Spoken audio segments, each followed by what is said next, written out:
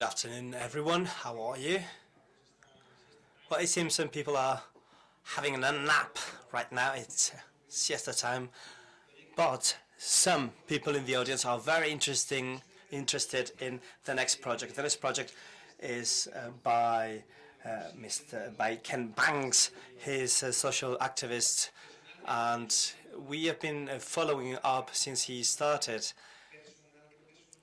It's a personal revolution, and he's one of the social innovators, one of the most important social innovators in the past 15-20 years. He's developed projects we're about to see, and they're not only very interested, but they also had a massive social impact, which is the final goal when it comes to innovating. Apart from that, he's now working on Yachty. Yachty is a company, and we will hear all about it. It's got to do with identity. So there's nothing else I need to say, and without further ado, apart from thanking Empoder and part of the team, we'll have the chance to talk to this person I admire. So welcome to Málaga. Thank you very much to be here. My first question is, what do you think we are really a social innovation? Okay, so well, first of all, thanks for having me back. I was last here in 2009 when Jack Dorsey came from Twitter. He's now rich, and I'm still poor. But apart from that, we're the same. So yeah, I think with social innovation, for me, it's about how you use new technologies, new ways of doing things to solve a social problem rather than a business problem. So it could be homelessness, it could be food poverty, it could be lack of access to services. So in a way, I suppose it's perhaps business when you add ethics to business and then you create a problem or the solution to a problem around that. I tend to prefer the word social innovation to social entrepreneurship because I always find that the entrepreneurship bit is usually missing in a lot of social projects. The entrepreneurship side is the sustainable business model, how you keep an organization going. A lot of non-profits and a lot of social enterprises really struggle to find a way of sustaining themselves other than raising money. And it can be difficult to keep raising money over and over again. So I find social innovation just focuses a little bit more on the innovation itself and worries less about the business model side of it. Perfect. You write a lot about this. Why did you decide to write about social innovation? Tell us about your books, because you have 3 or 4 very interesting books. Yeah. So because I've been working in development for about 25 years and working in technology and development for about 20 years and have been running an organization for 15 of those until I left recently and did new things. I just kept meeting really amazing people with really interesting stories. Yet I found people weren't aware of these different ways of starting organizations, these different ways of identifying and solving problems. And so I just felt that somebody needed to tell those stories. If you go to a business school and you read about entrepreneurship, it always seems to be a group of smart students get together, they come up with an idea, they raise some money, they form a company, they build a product. It seems like a really nice, smooth progression to some kind of successful outcome. And I found that was pretty unusual in social innovation. It's far messier than that. It's far more random. So with the book, I just found that I was meeting people who had come up with ideas while they were watching films, or they came up with ideas to problems because they found that their children had a genetic dysfunction which nobody else was looking to fix. Or they came up with a solution because they found themselves in a maternity ward in a developing country where babies were dying in the dark because there was no power. So it's just a very, very different way of coming up with a solution to a social problem. And in most cases, the people that came up with those solutions, they weren't in a business school, they didn't have an MBA, they didn't have any idea how to run an organization or to build anything. But what they had was they'd seen something that made them really angry, it had made them cry, it had driven them to despair, and that in the end just consumed their lives, and they just ended up committing themselves fully to solving that problem. So the books I've done really are stories of about 20 different people who found the problem they never expected to find, and who couldn't turn their back and just relentlessly focused on finding a solution. And in that book, The Rise of the Reluctant Innovator, what are the stories that have surprised you the most? Yeah, I mean, well, they're all... Or two examples. Yeah, well, I suppose, I mean, there's 10, in that first book, there are 10 stories which we profile. I suppose one that I really like is a lady called Laura Stachel, who runs an organization called We Care Solar. And Laura's a maternal nurse in the US, and so almost exclusively when she sees a client and they have a baby, everything goes well, the baby's healthy, the mother's healthy. Of course, it's not always that case, but it's pretty much an enjoyable experience giving birth. But then she went to Nigeria on a research trip, and she found that Nigeria had the highest rates of maternal death in the world. Mothers were dying during childbirth, babies were dying, mothers and babies were dying, and it just really clashed with everything that she felt she knew about the joys of childbirth. It's actually very, very dangerous to have a baby in many developing countries. And she noticed that many of the mothers and babies were dying in the dark because there was no power at the hospitals, and the surgeon might have been in the middle of a cesarean or the middle of a complex procedure. The power would go down, the place would go dark, and people were literally dying because the lights had gone out. So she came up with a solar solution where you take a solar panel outside with a battery in a suitcase, you charge it up in the day, you can power walkie-talkies and other things from it, and then you take it into the operating theatre at night, and if you're in the middle of a birth or a cesarean or something's going on, you just flick the solar light and it just lights up the operating theatre. And the thing I love about that story, it's the simplest solution going. Like, you get me the best, most talented doctor in America and ask them to do a cesarean in the dark. They would fail just as much as any doctor anywhere else. Just simply providing light made a difference. And so hospitals that had previously had high incidences of maternal death suddenly were wiping it out almost completely by providing this solar solution. So I love that story. And then there's one other of a lady called Sharon Terry who found that her children had a very rare genetic disorder that makes your skin sag, you go blind. I mean, it's pretty horrible. Her children were only about 10 years old. And she started investigating this genetic disorder and realized that nobody was actually trying to find a cure in a proactive way. So her and her husband basically set out, they completely turned the paths of their lives, and they set out to discover the gene that causes it, to try and get people to cooperate in research, and they ended up finding the gene that causes this. They turned out to be geneticists purely because their kids had a genetic disorder. They had no intention of doing it. So the book really is about those kinds of stories. It's the reason they're called reluctant innovators is because they often don't want to be doing that work. They're doing it because something really horrible is happening that they feel they just have to fix. Wow, so good. And in your project, when did you think to start with Kiwanja.net? And what is Kiwanja? Yeah, what is Kiwanja? No, she asked, what the hell is Kiwanja? What the hell? Okay, no, that's fine. I got interested in international development quite young. It was actually Live Aid in 1985. I assume some people in the room will remember Live Aid from 1985, but increasingly when I speak at universities, the students are all too young now to remember that. So I was always interested in development, and I come from Jersey in the Channel Islands. It's an offshore banking center. Maybe some of you have your money there, hidden away in a bank account.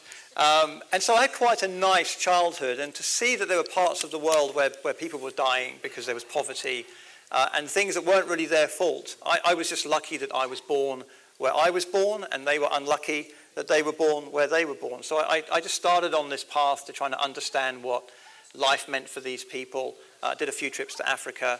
I found myself in Nigeria in 2002 running a primate sanctuary.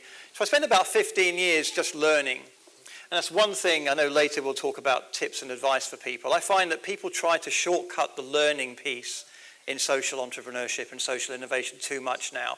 They think that a week in the field is enough to learn everything about a problem, and it's not. It took me 15 years to really understand what was going on in the places where I ended up producing a solution. But in 2002, I was running a primate sanctuary in Nigeria. I broke my leg in a bike accident. I ended up back home, and I was unsure what to do next, and I got offered some work looking at mobile phones in Africa. And this was January 2003, so there wasn't really a lot going on. And so I decided, I got a contract to do some work, and I decided, let's start an organization which will focus on how mobile technology can be useful in development. Kiwanja is Swahili for earth. Yeah. Can also mean landing strip, can also mean rubbish dump, it can mean football pitch, it can mean a number of things. I prefer earth, it's not as bad as rubbish dump.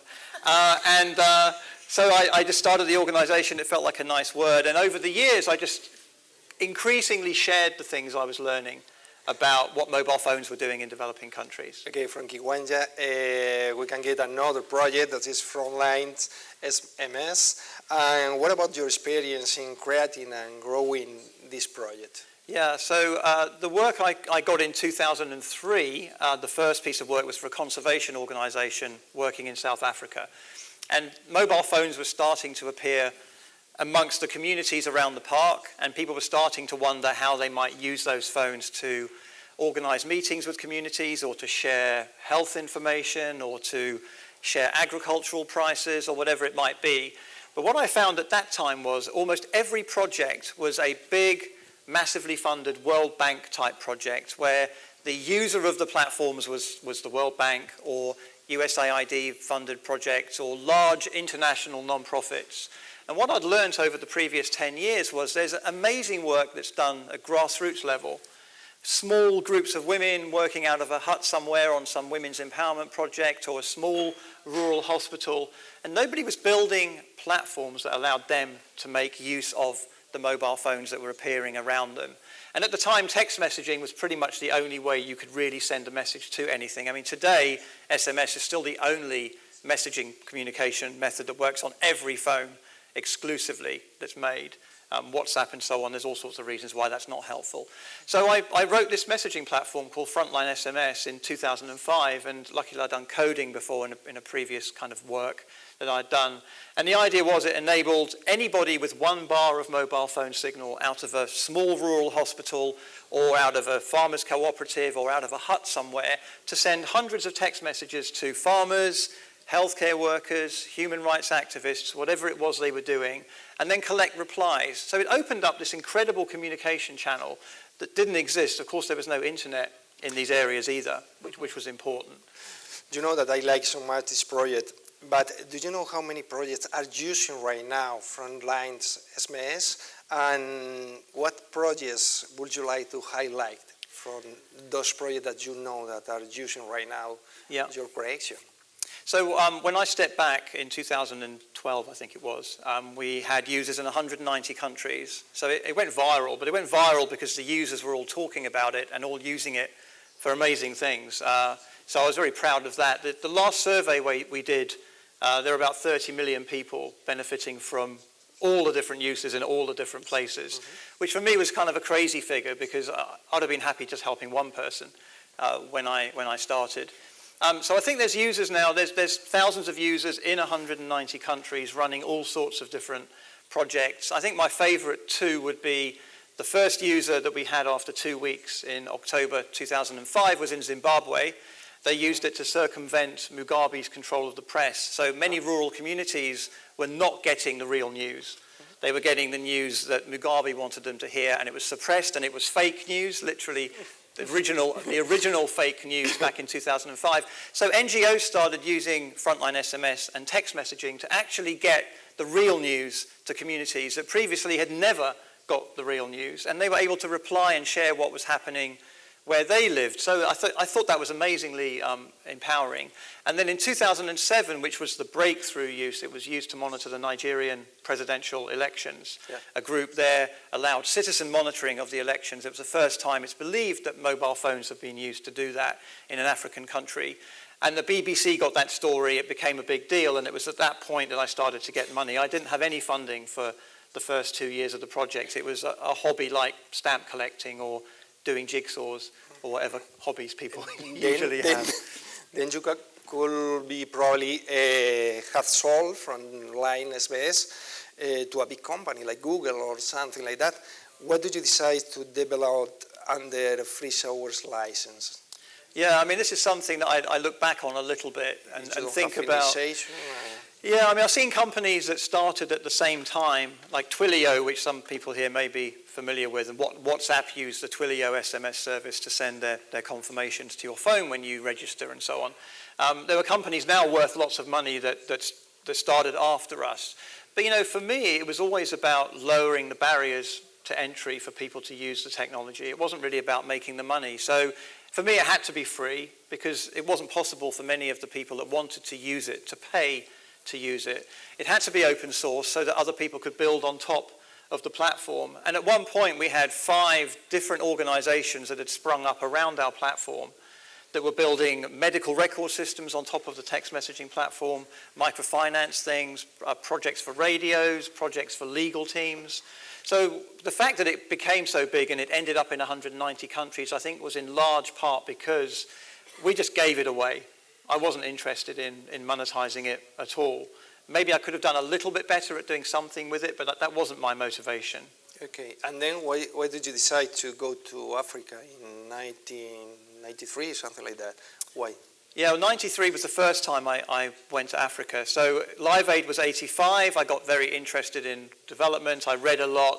Then a strange twist of fate, I heard about a Jersey government trip to Zambia in 1993 for 5 weeks to help build a local school. And so I applied, not really expecting to be selected. And I got selected for that trip. So I went to northern Zambia for 5 weeks. And that changed my life, basically. When I got home, the fact there was tarmac on the roads was amazing. You turned the tap on and water came out, was amazing. You hit the light switch and the light went on, it was amazing. You went to a supermarket and there was food on the shelves, it was amazing. You could go to the doctors and be treated straight away. Everything was just amazing if you looked at it from the lens of the place that I had left. And I couldn't let go of the fact that there were so many people that didn't have those things, and I did. So that first trip to Africa was the turning point for me. And where can that love for Africa? I think your family, because British and Africa, I don't know. I think you know, as Bob Geldof says, I think, you know, we're all kind of African. Well, it's a bit cheesy, isn't it? But I think David Attenborough kind of inspired me a little bit with the wildlife. My mum was very much into the natural environment. Jersey Zoo, which Gerald Durrell started, was on Jersey, so there was a lot of African wildlife there. I was fascinated in anthropology and human origins, and of course, you know, if you believe the evolutionary version of human progress, then we came out of Ethiopia and southern Africa. So there were just a few things that interested me, and I just wanted to go somewhere very, very different. And of course, Live Aid was about Africa as well, and I wanted to go to the places that I'd seen on that TV program to learn myself. Perfect, amazing. Then, what 3 words, or in a little words, what is the best describe for social innovation?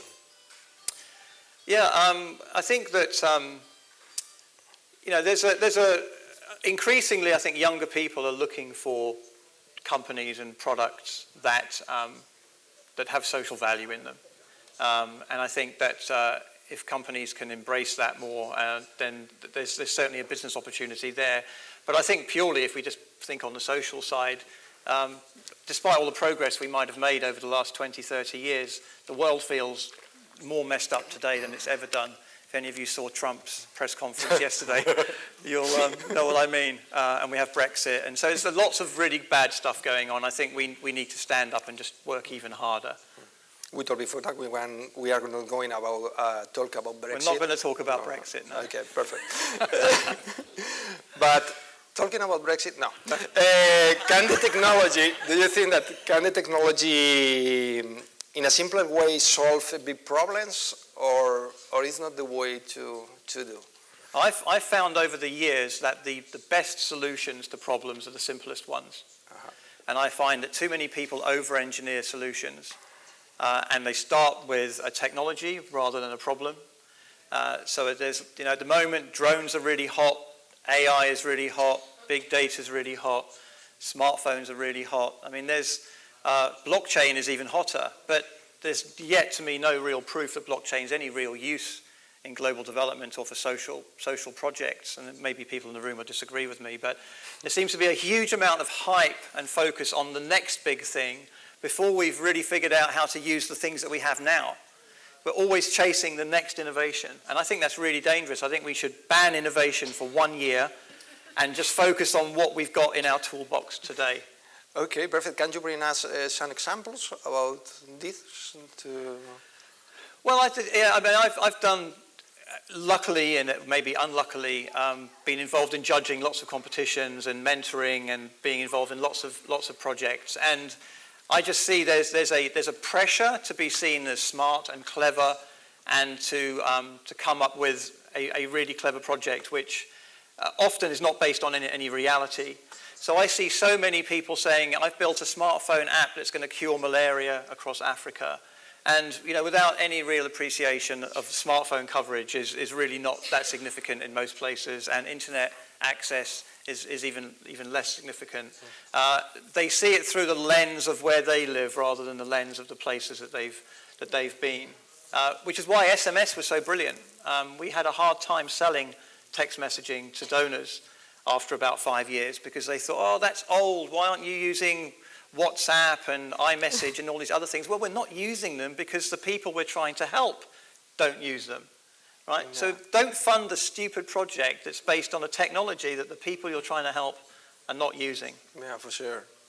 Okay, then we talk about you, we talk about your projects. Now the question could be, what are your biggest regrets? Yeah. It is there, I don't know. Right? Yeah, I think we always sort of have regrets. I think when I look at things like Twilio, who are now a multi-billion-dollar company, who started after us, and we sort of cornered the text messaging market for non-profits in 2005, or it started at that point. I do feel as though if I'd been more commercially minded or more driven towards business and money and greedy, evil capitalism, I might have actually been able to create a business. In 2003, I drew a map of what a mobile money transaction might look like. And that was at least a year or two before mobile money really started to take off. And so I look back at that blog post I wrote and think, why didn't I just drop this silly social nonsense and just start a business and make some money? So yeah, there are regrets. I'm happy with what I've done, but I'm always a half glass empty person. And I probably focus too much on what I didn't do. But right now you are happy here in Malaga. I'm happy in Malaga, yeah, absolutely. That's not a problem. Yeah. Okay, now I'm going to ask you about education. Okay, do you think that it's important to have at early school subject about social innovation? It will help that to have a more social entrepreneurs or social innovation in the future, or not? Yeah, I think so, and I think education just generally needs to undergo a huge overhaul as well. So the Ashoka network that I'm part of has a Changemaker School project, which is all about equipping young people with skills to problem solve, to show empathy and understanding, and it's based on the fact that most of the jobs that exist now while they're at school won't exist when they leave school. And so I think the same applies for social innovation. Most social innovators that I've met and social entrepreneurs, they're curious, they're inquisitive, they're problem solvers, they're determined, they're ambitious, they show high levels of empathy and care and understanding for people. I think if we can teach young people that, although you could argue many young people kind of naturally have it, and perhaps the education system ends up bashing it out of them. I think creativity and education doesn't always go together so well, but absolutely I think if there was more focus on social innovation and empathy and problem solving among younger people, then we could certainly be in a lot better place. And do you think there is a support from the politicians to educate and support social innovators, or not? Yeah, I think there's probably too much focus on entrepreneurship without the social part to it, because most governments are driven by economic growth and job creation and so on. And if you think about typical social innovations, they're quite small groups of people. So. Mire, dos preguntas. No, pregunto, ¿cuánto tiempo? Dos preguntas del público. ¿Pero cuánto tiempo nos queda? Are they having an argument about something? No, tengo que hablar de otro tema más. Sí. Otro pequeñito. Chiquitito. I wanna talk with you about Jyoti, your new place. Now you are involved On Yoti, it's good the process? Yoti, yeah. Yoti, okay. Yoti, yeah. That sounds like a real job.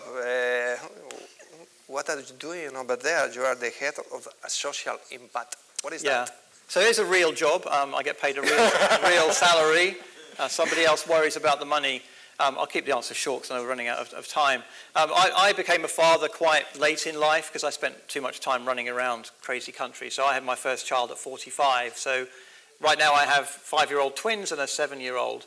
And having spent the first 45 years of my life helping other people's children, it just felt like the right thing to do, that I should be probably putting mine first.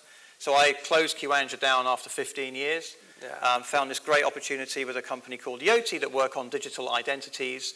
And my job as head of social impact there is to figure out ways of how we can provide identity to people in mainly developing countries who lack an identity, and because of that then lack access to healthcare, social services, finance, and so on. 50% of births in sub-Saharan Africa aren't registered. Those people don't officially exist. And so when they need to access services when they're older, they have real problems doing that. So there's a huge social problem around that, and that's what I'm focusing on my time on now with Yoti. Okay, then we are going to take everyone our ID in our phone to go to the nightclubs or to go to the supermarkets, and there is another places that you can use this technology.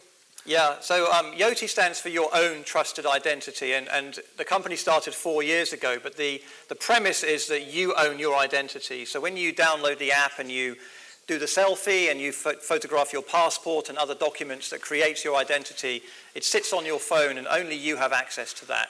So we can't sell that data because only you can see it.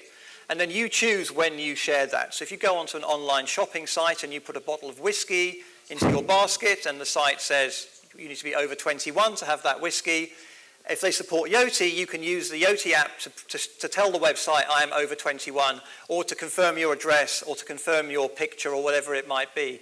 But you're fully in control of that. What I love about this is, and of course I work at the company, but what I love about it is that it does put you in full control of your identity, and only you choose who you share it with all the hacking going on and all of the breaches and data privacy issues right now. It feels like a very pure and ethically right way to do it. Okay, then welcome to the real jobs. Thank you. Yeah, it feels good. We are going to see the questions that have the audience. ¿Dónde? Where? Buenas. ¿Qué tal?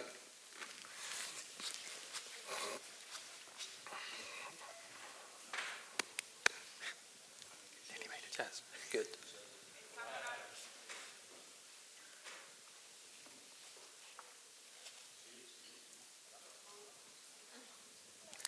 Technology never works when you need it, does it? La repito yo para los del streaming, no te preocupes. O da igual. Sí. ¿Lo oís? Okay. Ahora. Ken, you say that most social innovators are people that are angry about something and want to solve the problem. So, what are you angry about? Well, I'm no longer angry, although I guess it does frustrate me. Well, no, actually, in answer to your question, what angers me is the imbalance on the planet.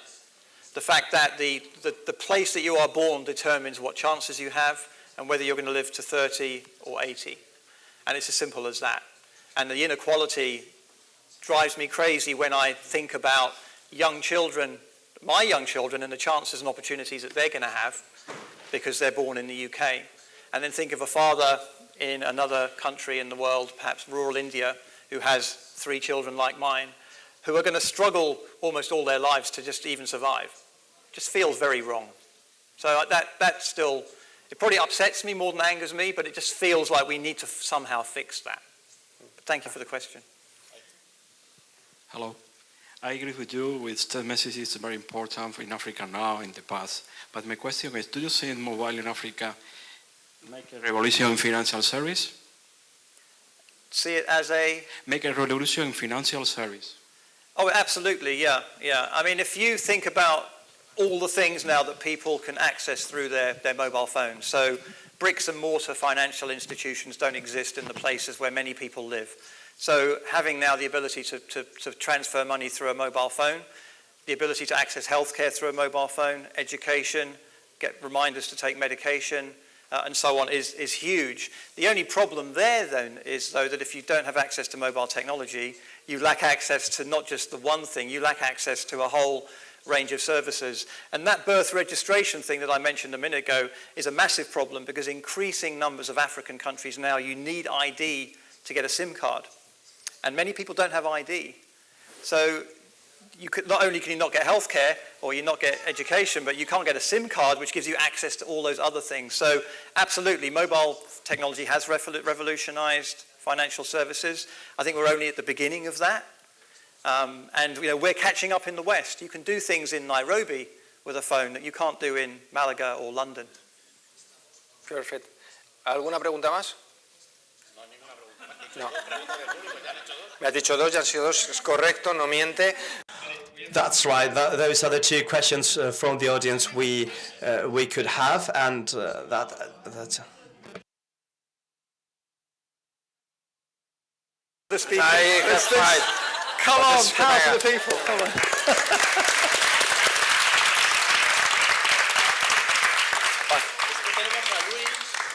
Vale. Okay. Yeah. ¿El qué? Yes, it's just the final question.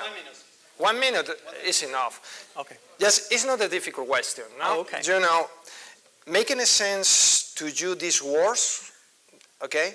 Stanford University, Volkswagen, and venture capital firms. Oh, yeah. Yes, in 30 seconds. So when I was at Stanford University, I couldn't afford the rent. So I bought a camper van on Craigslist, and I lived in the car park for 2 years. And only had one parking ticket in 2 years. I got very good at avoiding the ticket inspectors. But it was an amazing time. It was a great time to be saving money and a great time to be doing that work, and it kept me focused on my...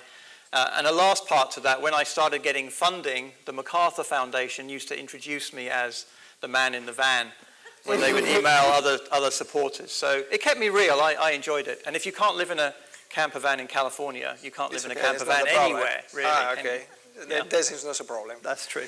Okay, pues creo que queda demostrado, decía al principio, que puede ser uno de los emprendedores sociales. I think now it's proven that he might be one of the most important social entrepreneurs of the last year, and he's also a wonderful person, so give it up for Ken.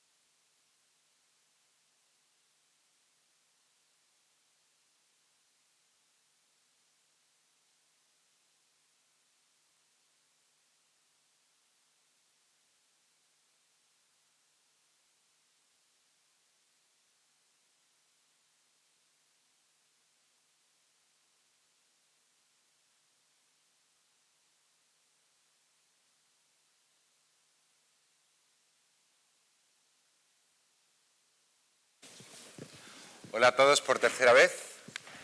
Good afternoon again for the third time. This is the third interview I'm conducting today, and I have something special in store for this third one. I'm going to interview Luis Tamayo, sociologist and politologist, a consultant for transformation of organizations. And today is here at Empower Live because he is going to talk about the We Share organization. He was here already 2 years ago. We Share was born with the boom of transformative technology, and 5 years ago, not 2 years ago, 5 years ago, we realized that what he was talking about was like a paradise. We could have affordable housing, comfortable housing, and affordable cars, and all types of goods and services delivered to our homes when and the way we wanted. It was a very happy paradise, and it was as good as it went, as it got.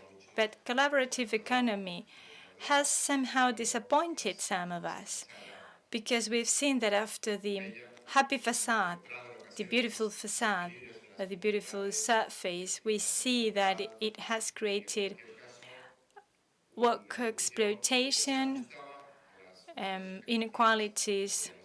So we didn't really live up to the expectations. But Luis and Wish have elaborated towards collaborative work. No longer collaborative economy, but collaborative work. Organizations for which were no longer an object or a commodity. No, we are at the heart of everything that is done for our own self-fulfillment. So, Luis, do you think I have summarized what you think? It is exactly like that. We started working on collaborative economy, and we learned that if there are new solutions, they will entail new problems. Any new solution will entail a new problem. So coming up with a new solution won't mean, okay, it's done, we can relax. So it was important to think about the what and the how at the same time. What to get and how to get it. So we, it is part of what has been called the collaborative work, meaning how people organize themselves to come up with solutions to common problems. So there has been a natural evolution about the way people organize themselves to solve things. Started with the cavemen, the cave women, at which time the solution was strength or force. The stronger was the fittest. The strongest was the one who was right, and the tribe. And then we got hierarchies. The metaphor is the army or the church, in which they are a hierarchy, there's a boss, and the decisions are made based on what the leader, the boss, says. And then we got the current situation, the meritocracy, how you can move up in the scale hierarchy based on your merit, so what you can do.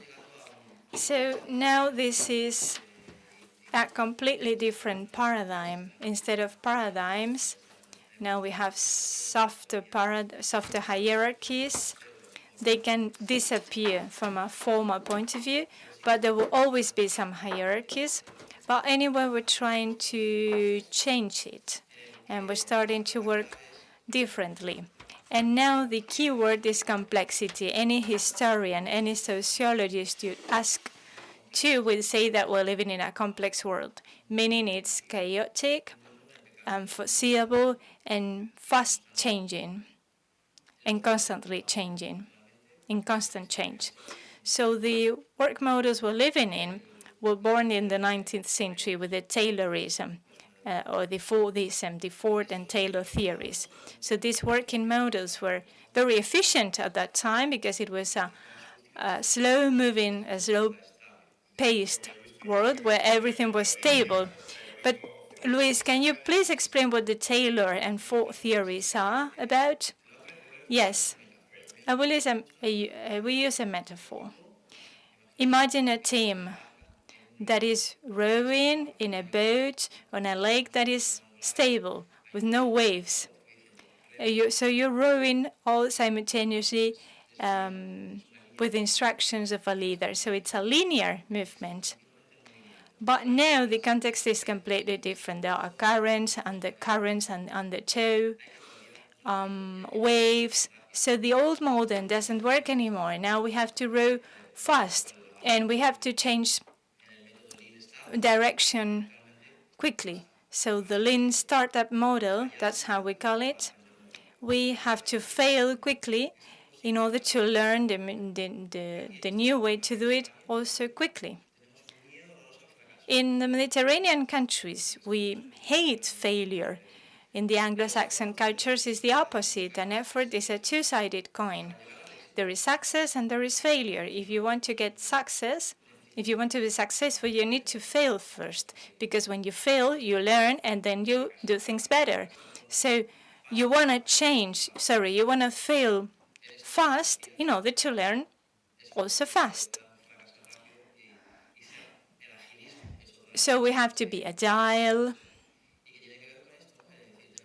And that's exactly what we need to be. Agile means fast change, or changing fast. If you want to change fast, you can, for example, read Dean of Teens, written by Lady McChrystal,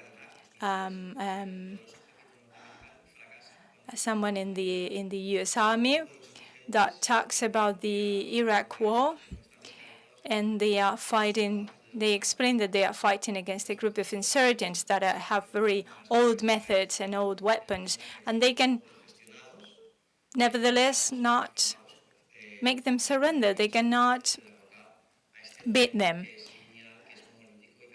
So this is exactly what we're doing. We're trying to fight against a very changing world with the old methods that are quite stable and monolithic.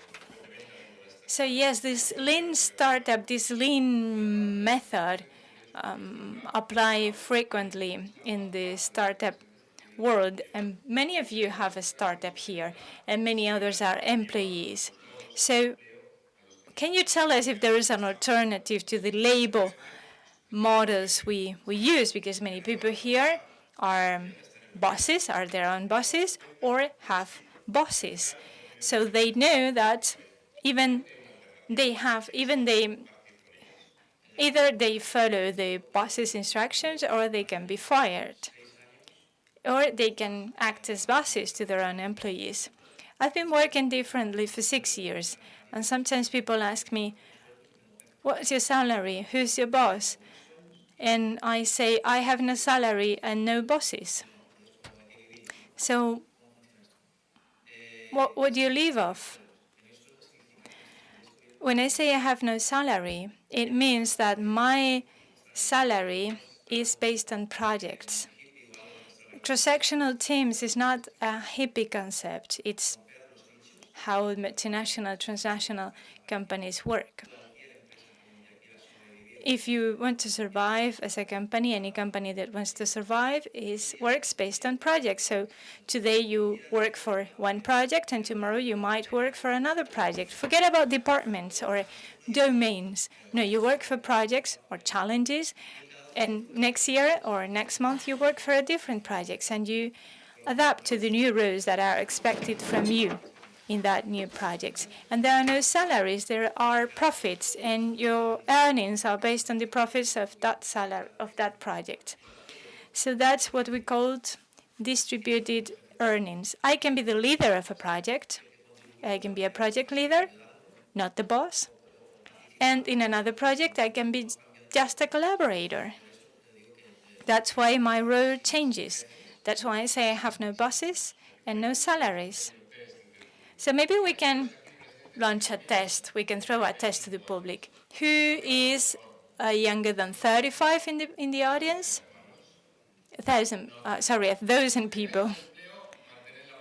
Okay, if you have a salary or a job, please stay with your hand raised.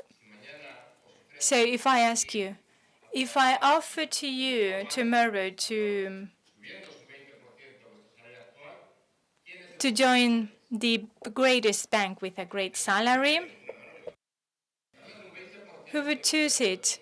or with a 20% increase of your salary, BBVA, or I don't know, the Royal Bank of Scotland or HSBC. Nobody wants to join that bank. Yeah, because you have to recruit talent and also want them to stay or get them to stay. Because when I visit universities, sometimes I tell to the students, I can offer you a job in a startup, and probably you won't have, you have a smaller salary, and maybe you will have to be more flexible and work longer hours. And then many people raise their hands and say, I want to join you in a startup. And those of the others, those who say that don't want to join the startup as of now, say, I want to work for a standard salary at a standard company for 2-3 years and then join your startup. So in my company, this is like that, but it could be the case for SMEs and the public administration and big transnational companies, because we as human beings know that a job, a labor market is part of our fulfillment, and the new generations are not willing to go work for a company where they cannot fulfill themselves, where they can reach the maximum abilities or the maximum capacities they can achieve as human beings, even if they have to have a lower salary. They prefer to live a good life instead of making a lot of money. It's a human need, and they don't want to fulfill just the labor market needs. So this is the new way you've chosen, and Uber, Glovo, Deliveroo are really what they are defending, what they are preaching. Are they a good example? No. Tiene que partir de lo que es el CEO o el líder o el jefe. This has to start with the CEO of the organization and then also the rest of people. But it's not necessarily the case, because you can see it both in a profit or in a non-profit organization. I see many people that are fed up with the NGOs. Many people start working for the NGOs. So you're going to criticize the NGOs, yeah, but not because of the what they do, but how they do it. I see very motivated people who go work for an NGO. There are some NGOs here, and then they are disappointed after a while because they say they work just like any transnational firm. So what happened? That you had expectations. You wanted to change the world, and you expected them to work differently, and they don't work any differently. And that's why I say that the how you do it, it's more important than what you do. So what would the solution be like? Why the new economist giants are not really buying it? Because power is a really attractive thing, and they don't want to renounce to any power. We talk to many CEOs and we ask them, are you willing to let some of your power go? And if they don't say yes loud, we won't work with them. If they are not willing to let anyone be part of the decision-making process, we're not going to work with them. If they're not willing to distribute the power they hold, and when I say power, I also mean profits, how to distribute the profits. Yeah, please tell me about profits. How do you do it at WeShare? It is not a cooperative. Every project is decided, and since the beginning, when we decide every project, we decide how we will distribute the profits. And we have 3 ways to do it: with a percentage, depending on your role in the project. Imagine that I am the project leader. I will have more responsibility, more workload. And we decide collectively that I will get 30% of the project profits. And imagine that the communication manager gets 5%. You might think that 5% is too small, too low. So how do we solve it? With a model called the peer review or peer accounting. So imagine that we have rows, different rows. And I say, well, I think Jaime has contributed up to 5% to the project. And then another colleague says, no, I think Jaime has contributed with 10% of the project. So we calculate the average, and it's 7.5. So that's why we say that we make decisions collectively. So if I say I deserve 30 and you say I deserve 5, well, we calculate the average. You can never be sure that whatever you have been doing throughout your life is going to succeed or is going to work. I might spend 36 years doing the same thing, and if I think that this 37th time is going to work equally well, I might be wrong. Any questions in the audience? Nobody wants to live without a boss? Any hands raised?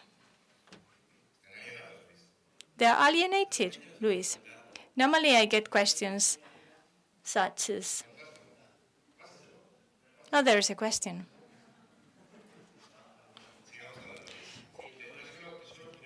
So does this happen often when people have to grab their own dreams, when they have to get hold of your own dreams? They don't jump into it? Yes, because we are used to obeying.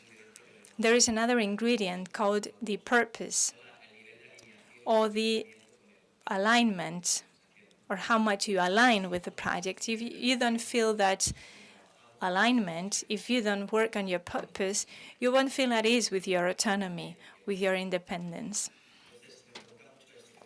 So I get this question a lot. I get asked this a lot.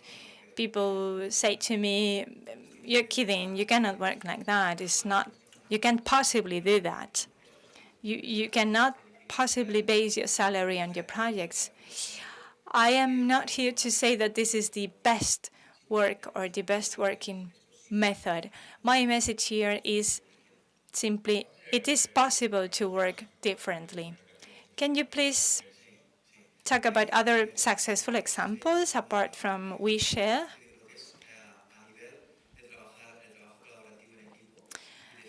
Collaborative teamwork and the thing about failing fast in order to succeed fast is the business model of all the big companies today. 5% of the companies, of the organizations work this way. For example, there are several models that work this way. There is holacracy, the holacracy way of working, and other the Southcracy. But there is a Japanese company that I know, Yasu, or for example the Inspired Brothers from New Zealand, that for example generate much of the software we use, and do this work the same way. So do you face reluctance in Spain more than, for example, in France or the UK? No, we have more or less the same standards. We have the same mindset. Maybe it's a generational question. Maybe the new generations are less reluctant to changing or are more shapeable. In other generations, maybe there is more reluctation. But WeShare is an international global network that operates in Europe, Asia, United States. And there are many cultural differences, of course. But it works, and it's growing everywhere. So it is an irreversible change. There are questions. 3 people raising their hands.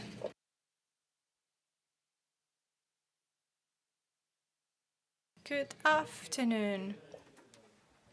Sorry, no, it's not working.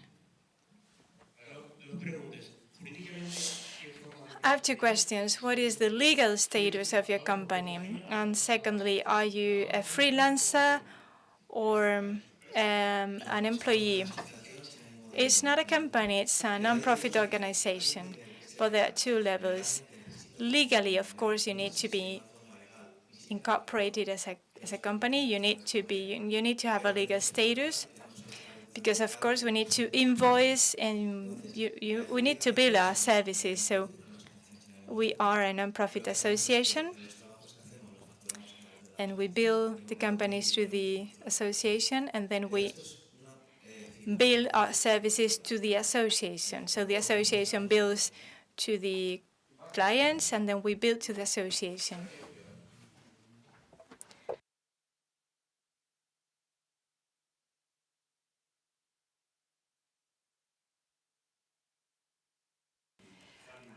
You know Sarin Detzel, Twitter's creator.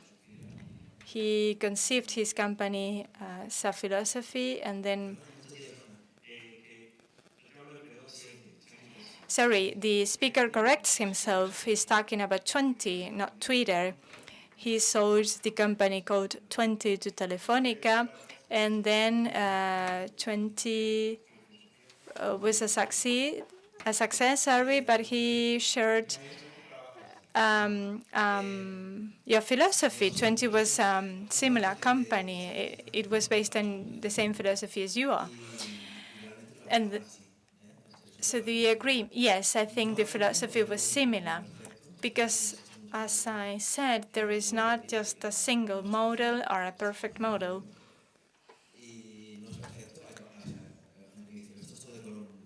Some people say, well, this is so rosy.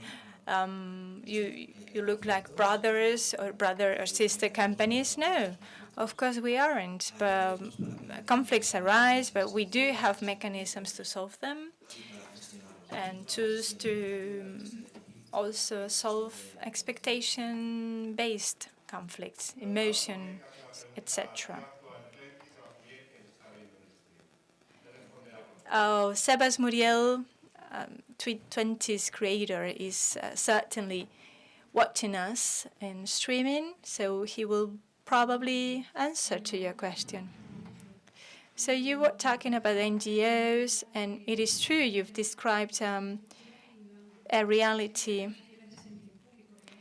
and some of them are administrations of public services. But how would you adapt that methodology to the NGOs? Even if they have to achieve certain objectives and they have to manage public funding. What do you think about it? Well, any organization has objectives and goals to achieve, and deadlines and expectations and clients. That's the very basics of any organization. But it is how you do it and how you manage it what really distinguishes you or sets you apart. For example, we've worked with Greenpeace, which is an NGO that has started to work like this because they want to become more efficient.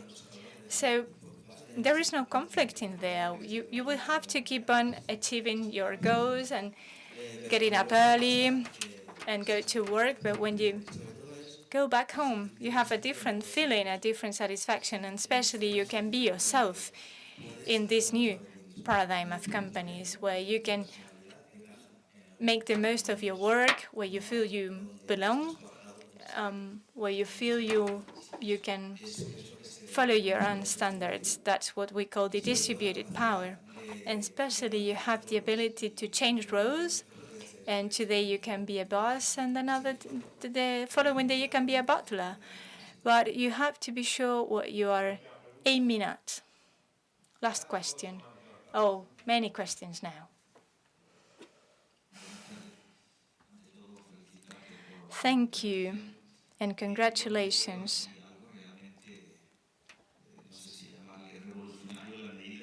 It would be revolutionary to say maybe that this is a model that can go far beyond what a labor market is, because we can talk about a social model that can be extrapolated to other domains. For example, the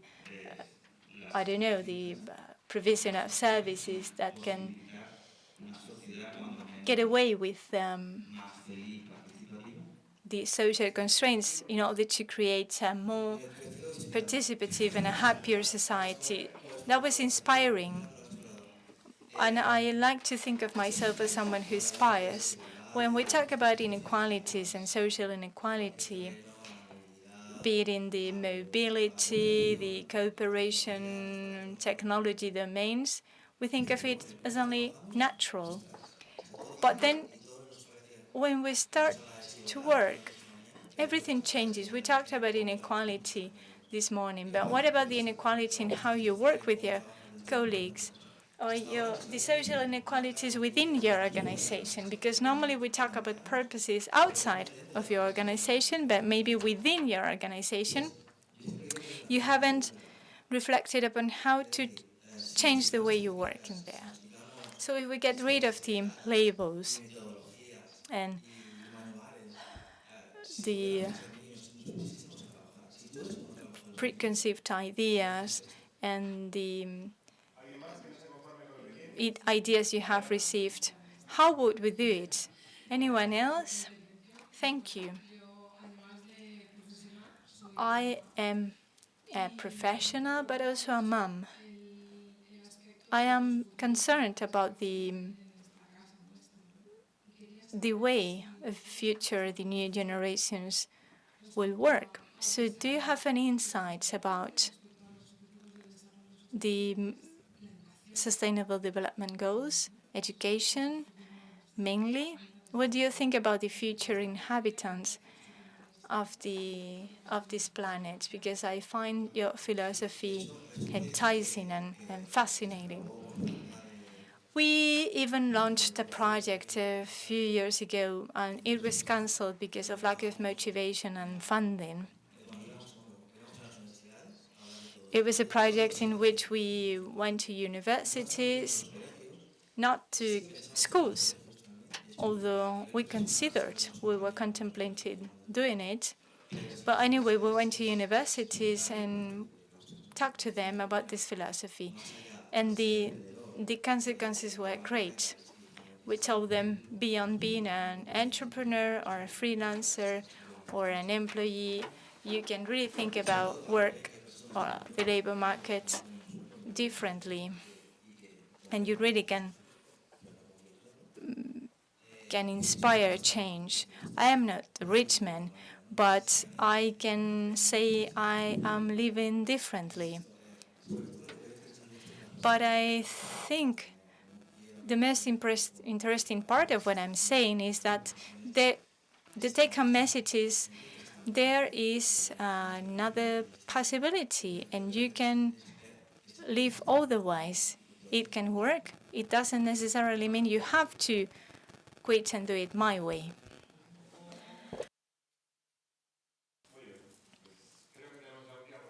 Last question by Peter Hobson.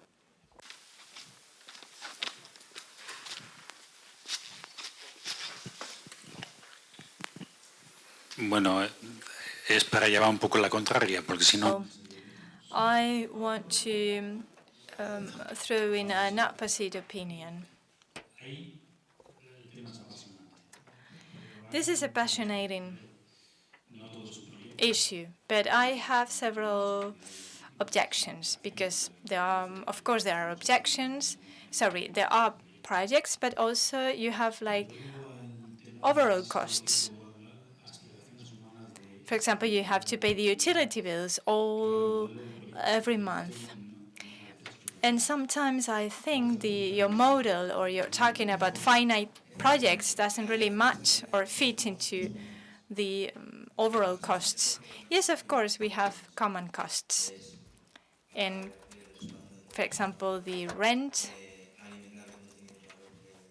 or, for example, also you have to pay for the web hosting or the utility bills. And we have sometimes employees for that type of jobs. We have lawyers and engineers. The rest are project-based. Ya trabajan también por proyectos. Se acopla un poquito. Ahí mejor, ahí mejor. Sí. Y luego lo que me contabas efectivamente de la parte. So yes, the psychological side of it is important, very important. We work with many volunteers, young people who get the opportunity to work this way. We give them the opportunity to work with this methodology so that they can decide whether they feel at ease or not. Some people don't feel at ease working that way, so sometimes it is true that there are people who prefer to become employees with a boss, or to be their own bosses, or to be the boss to someone else. So of course, maybe I would say you need a special psyche or a special personality. So now I agree with Luis, without paying attention to what Jorge is saying, that we should finish this session. Thank you.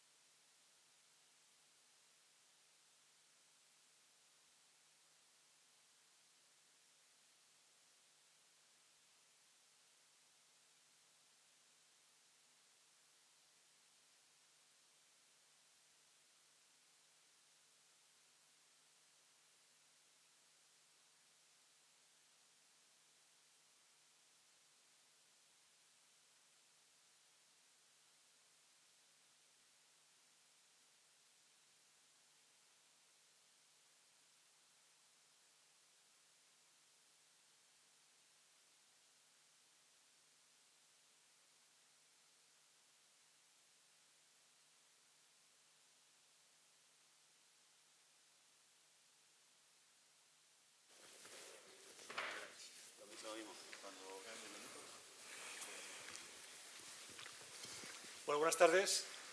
¿Ahora? Bueno, pues seguimos con más invitadas de lujo. No.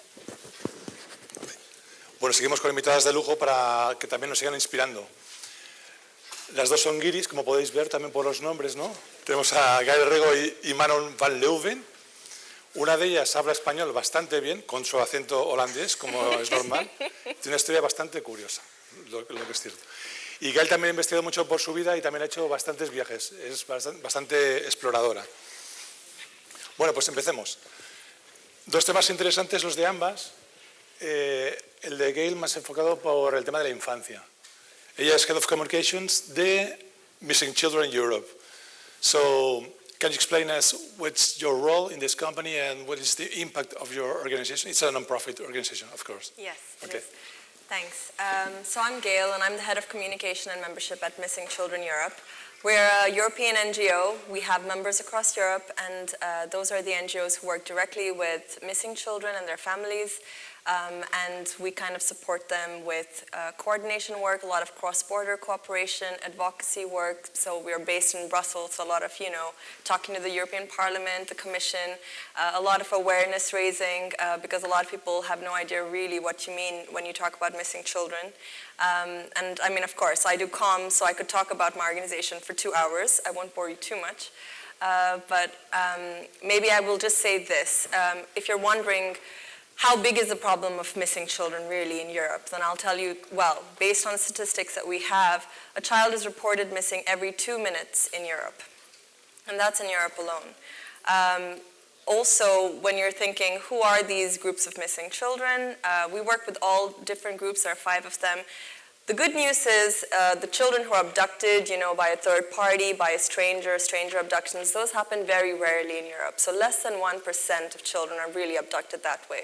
The grand majority of missing children cases are actually children who run away or who are thrown out of home because of situations of conflict, neglect, abuse in a home situation. Very normal, everywhere in Europe it happens.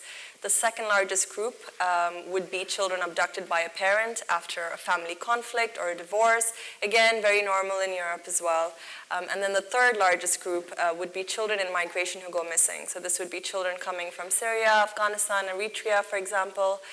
They're placed in centers in Europe, in reception centers, and then within a matter of 48 hours, sometimes up to 50% of them go missing. And of course, at that point, you wonder, well, where do they go? Are they safe? Are they in the hands of smugglers, traffickers? Are they being put into gangs for criminal activities, for prostitution? Very worrying situations. So we'll kind of look at all of these different groups because they're very different, really, and try to figure out what are the solutions that exist, how we can make them more effective, and also what solutions need to be created to protect these different children.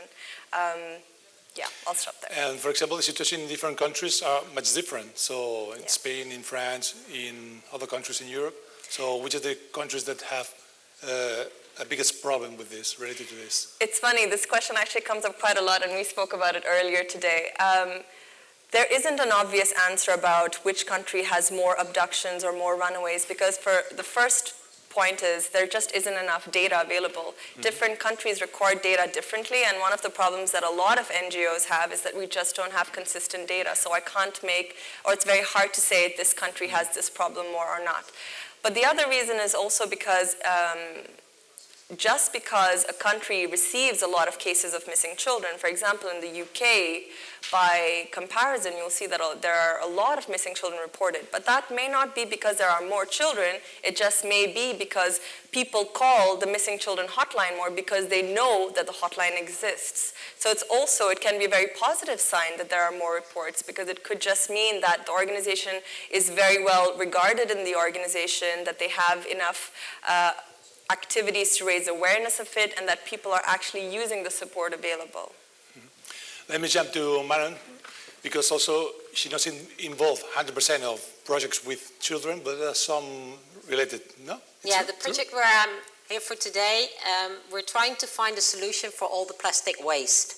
So one thing is reducing plastic, but the other is still there is so much plastic out there, we need a solution. So in this project, one of our pilots, which is run in Switzerland, is run mainly with primary school children. And what we're doing is we take the caps of the bottles, the plastic caps, and together with children do a Fab Lab system, and using new methods, these are made into buttons. And these buttons are called re-buttons because of the recycling. And it's a way to show young children how something which is waste, which is bad for the environment, can become something really useful. And these buttons are actually numbered. They take them home. People put them on their skirts or whatever. So it makes it a fun experience for them. And it generates their awareness about that plastic is just not thrown away. You can make really something useful out of it. And that's what we're trying to do with this project on a wider scale. And this project, it's connecting different countries. Did you tell me before? It's a European project funded by Horizon 2020. We're connecting various countries using technology, gamification, and blockchain. Yes, I know blockchain is the hype, but we're using it as well. And what we're trying to make is three different pilots, the Netherlands, Switzerland, and Greece, with 3 different focuses, seeing how can plastic be recollected, then go through a system of Fab Labs, co-creation with different people thinking about new uses, and then be turned into prototypes, which can be sold on a marketplace. The blockchain technology comes in because we want to use plastic tokens for the whole process. And what we're doing is trying to experiment and see if this can function on a controlled scale, and then see if it can be rolled out on a wider scale.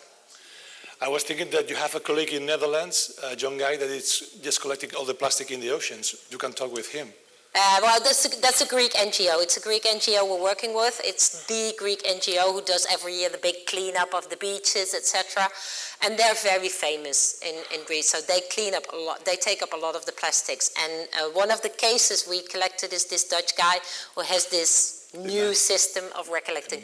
But in Greece, they've been doing it already for 20 years, and it's volunteers that go to the beaches, pick up the plastic. We have developed an app for them so that they can like really see what kind of plastic is recollected, and that plastic will go into the Fab Lab in Thessaloniki to make new products. Cool. And Gail, for example, can you highlight some projects or some success stories that you have in your organization? So the project that I'm here for today is basically child rescue, and that is a new project that I'm working with several different partners, including the University of Athens, and the whole purpose is kind of to allow missing children investigations to be done better, so to make sure that it's a way more efficient process between the NGOs working to find missing children as well as the volunteers. For example, sometimes you need to have very large groups of search and rescue volunteers who go and look in forests and things like that for children. So to coordinate this process better, but more importantly also to give this social aspect to it, in the sense that we know that a lot of people want to help when there's a missing child case, and we also know that when we've tried to do this in many different ways, it can be very discoordinated and very difficult to get all the information to the right place.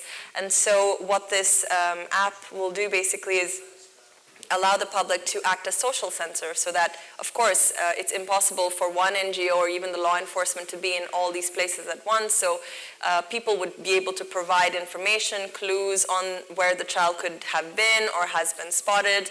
And then the technology will also use a lot of different things, such as looking at previous case data to kind of say, okay, in general, we've seen when children go missing from this area, within 2 hours they're found in these different areas. Or based on interviews we've had with their parents or the social media, we think that they've probably taken a bus and gone here. So using smart technology and using information from people, it will just kind of help make sure that investigations are done quicker, because we also know that missing children cases, it's very important to kind of start everything up very quickly, because when cases are fatal, and that doesn't happen all the time, but when they are fatal, it could be really within a matter of hours that children could die or be killed. And so it's very important to mobilize everyone very, very quickly. And how many people is working with you or in your company? At Missing Children Europe, we're about 9, but we work with a range of partners. So we work with our member organizations in Greece. That would be Smile of the Child with Belgium, Child Focus, and with the Red Cross in Greece, because we're working on 2 different groups of children for this project, with children who run away, but also with migrant children. And that's a very different category, because quite often you don't have the information that you would have for a child who might run away from, Greece, for example. You're not sure about what the child looks like, maybe. You don't have information about where they came from, where they're thinking of going, what their real name is. Did they come with a parent? Was it an adult that they trust? All of these things. So you kind of have to start from a different place. And that's why finding migrant children is so difficult. But that's something that this app will also look into more closely. Let's talk about money, because I think that Manuel is expert in funding, so H2020. So talk about this project or other projects that you just get big impact just getting money from the European Commission. Yeah, well, one of the action lines that we've opened up 2 years ago is actually one of the pillars is social innovation related projects, which is actually how I came across this one. We start working and seeing that there's a lot of NGOs, there's a lot of organizations that have very good ideas for social innovation, social entrepreneurship, but that actually don't know how and where to get the funds, or that want to collaborate with other countries, but it's just the whole fuss of like, what the hell, where am I going, what am I doing? So one of the things that we're doing is helping these organizations to identify potential funding and work with them. Right now we just closed one social innovation project on sustainable fashion with a special focus on people at risk of exclusion. And we're now running the Social Innovation Academy, which is a project which we're currently developing content on social innovation for potential social innovators, so they can learn in a very hands-on manner online. And we have another project running which is focusing on NGOs which work with refugees, migrants, to help them set up their social enterprise. Because what we found was that you either have the NGOs, they know about their beneficiaries, and you have the incubators, they know about business.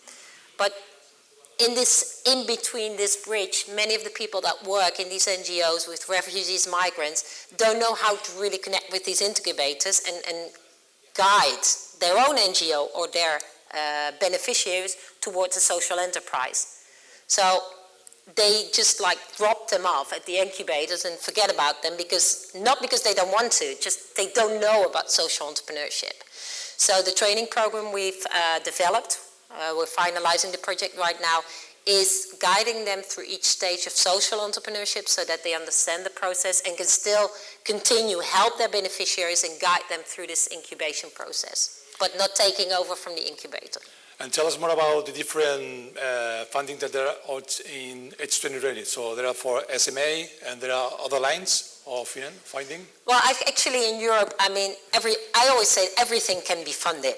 Okay. It's just the focus you give. There's lots of funding programs you can go. It goes from research and development, there's the SME instrument, there's training, there's education. But actually, whatever idea you have, if it's innovative, it will fit some kind of program. And I heard that it's something that's to compete to the US, for example, more or less to compete with Silicon Valley, so with innovators. Yes and no.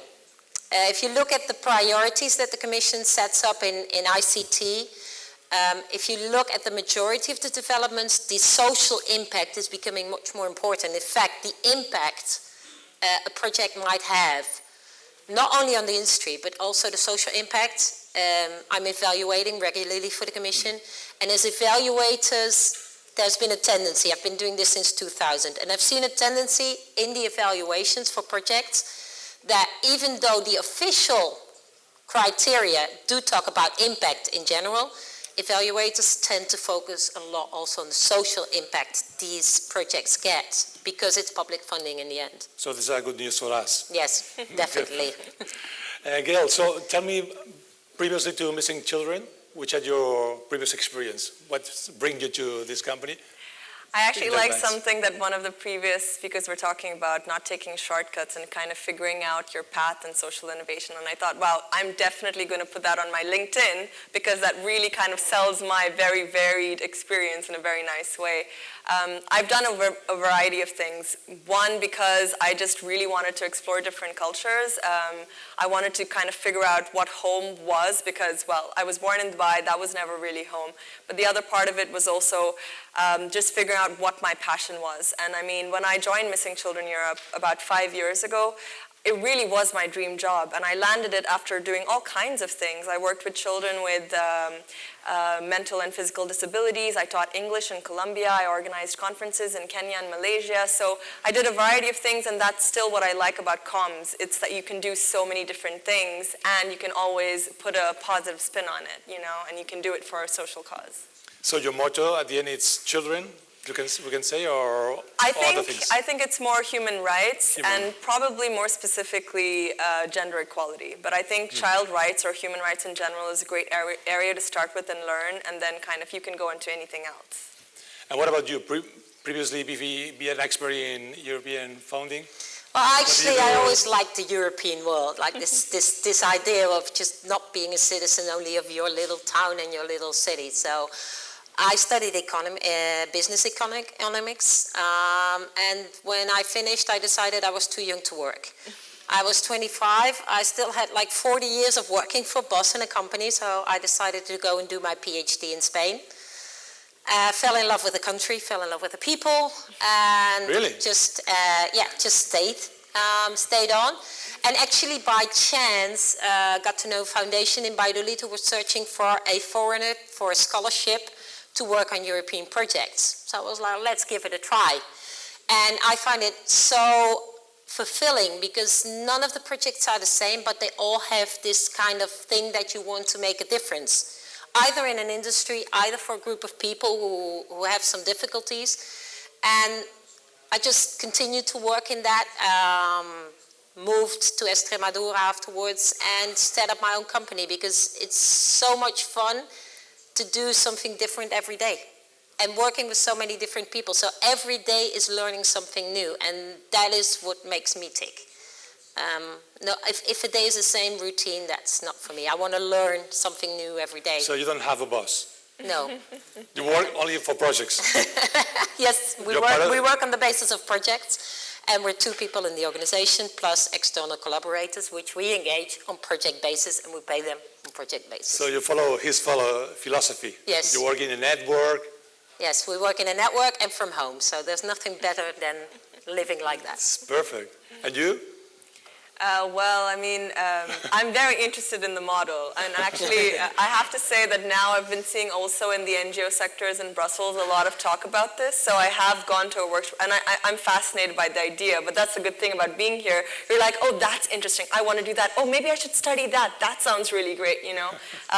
Right now we're in a very, you know, regular NGO setup, there's usually a boss. I mean, it's a great team, it's a great organization, but you know, NGOs also are kind of like, they're slowly, gradually changing. It takes a little bit of time, but I'm confident that the best way to move forward is to have a sustainable business model and to work in these kinds of setups. And also, which organizations do you have some support or are part of your network? For example, in Spain, you have some cooperation with companies? Right, well, we basically support our member organizations. So in Spain, that would be ANAR. I mentioned a couple of our other members in Belgium as well. But we work with a range of organizations depending on the project. So another one, and forgive me for this 2 minute of advertising for this project, but we recently launched this app for migrant children. It's really a great app. It's called Manila, and we're going to relaunch it very soon in October. Why Manila? So min and illa, they're 2 words in Arabic. It means from and to. And the app is something very basic that we're putting out for children in migration. Basically, when they arrive in Europe, we've seen that they have no information. The only people they trust are the people who smuggle them in, who then become their traffickers. So obviously not the best or most reliable sources of information. And so this app basically provides information to these kids about health services, about shelter, about clothing, about play facilities in the area that they find themselves in Europe, in the languages that they speak. And it also provides information on the rights that they have in Europe, such as family reunification or access to a lawyer, etc. So it's a really great app, and I know that there's so much possibilities for collaboration with other organizations that are trying to empower migrant kids. So if there's something that we can talk about or potential synergies, please find me at the end and we can have a chat. And you also have volunteers in your company? People can be volunteer? Yes, absolutely. I mean, yes, absolutely. Do you need it? We do. We actually rely on volunteers and pro bono support a lot, which is, you know, what you do when you're a small NGO, but you have very big dreams, and we have very big dreams, so yes. And Manon, you are involved now in 12 projects, could be? Yeah, more or less. At the same time? At the same time. Well, you are a woman, so you can, not like me, you are multitasking. Yeah, we're running different projects. We're now apart from this H2020, which is plastics recycling, we also have projects on circular economy in general, in which we try people with lower qualifications to open up their minds and think about either setting up a business or working in circular economy. We have educational projects about innovation in education, where we're working with teachers, secondary school teachers in different countries to start making a change, and we've talked about it today. I've heard many people talking, we need to make a change in education, which is nice, but it's not easy. And working with teachers in secondary education, giving them creativity techniques, which is just like a small step, but for them to change whatever they're doing on a daily basis is so much effort for them. So that any kind of little help, that goes well. So the range of projects we're working on is very wide. However, if you look at what kind of impacts they have, it's not pure business. Yes, we're a business, we're an SME, we're for-profit. But if you look at the projects we're in, these projects do think business afterwards, because with Plastic Twist, if this model works, my organization within the project is responsible to think about, can this become a spin-off, a company, an association, or whatever. So that kind of work we do as well, so that the project is not just, okay, we've done a nice project, we have a result, but see whether this can be sustainable, for profit or non-profit, after the lifetime of the project. And that is one of the things that a lot of times in projects funded by regional governments, national governments, or European projects, that's missing.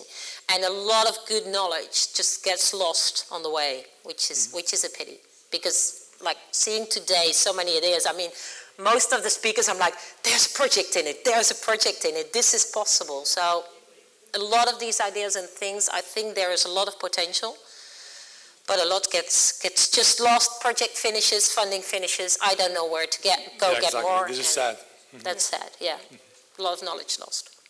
And you have new projects in mind? So because you are like a radar, so you have, as owner, you can see new opportunities, you can just recommend, hey, go for this, no? Yes. In fact, I've spoken to some of the people here already today. If they are funding for this, if you... Yeah, saying, your idea is great, have you thought of this? And that is actually what we're doing.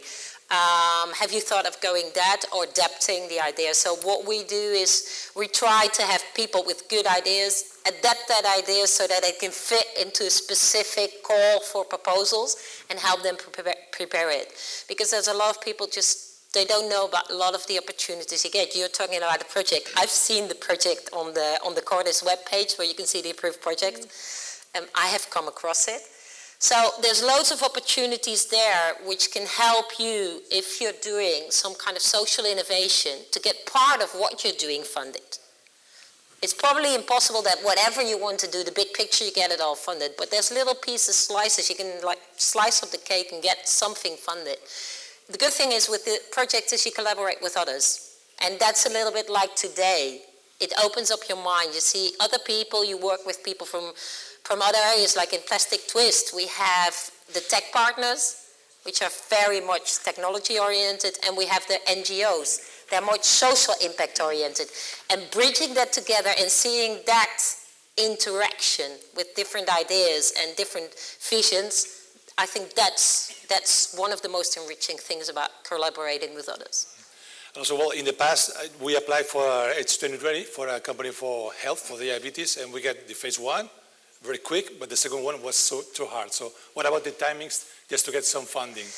Normally you present a project and then it's about 8 months to get the grants. And then you can start working, and it's projects from 2 to 5 years. The majority are 2 to 3 years. So if it's really something you want to get to the market quickly, forget about these kind of projects. Perfect. But if it's like, I'm saying it's a marathon.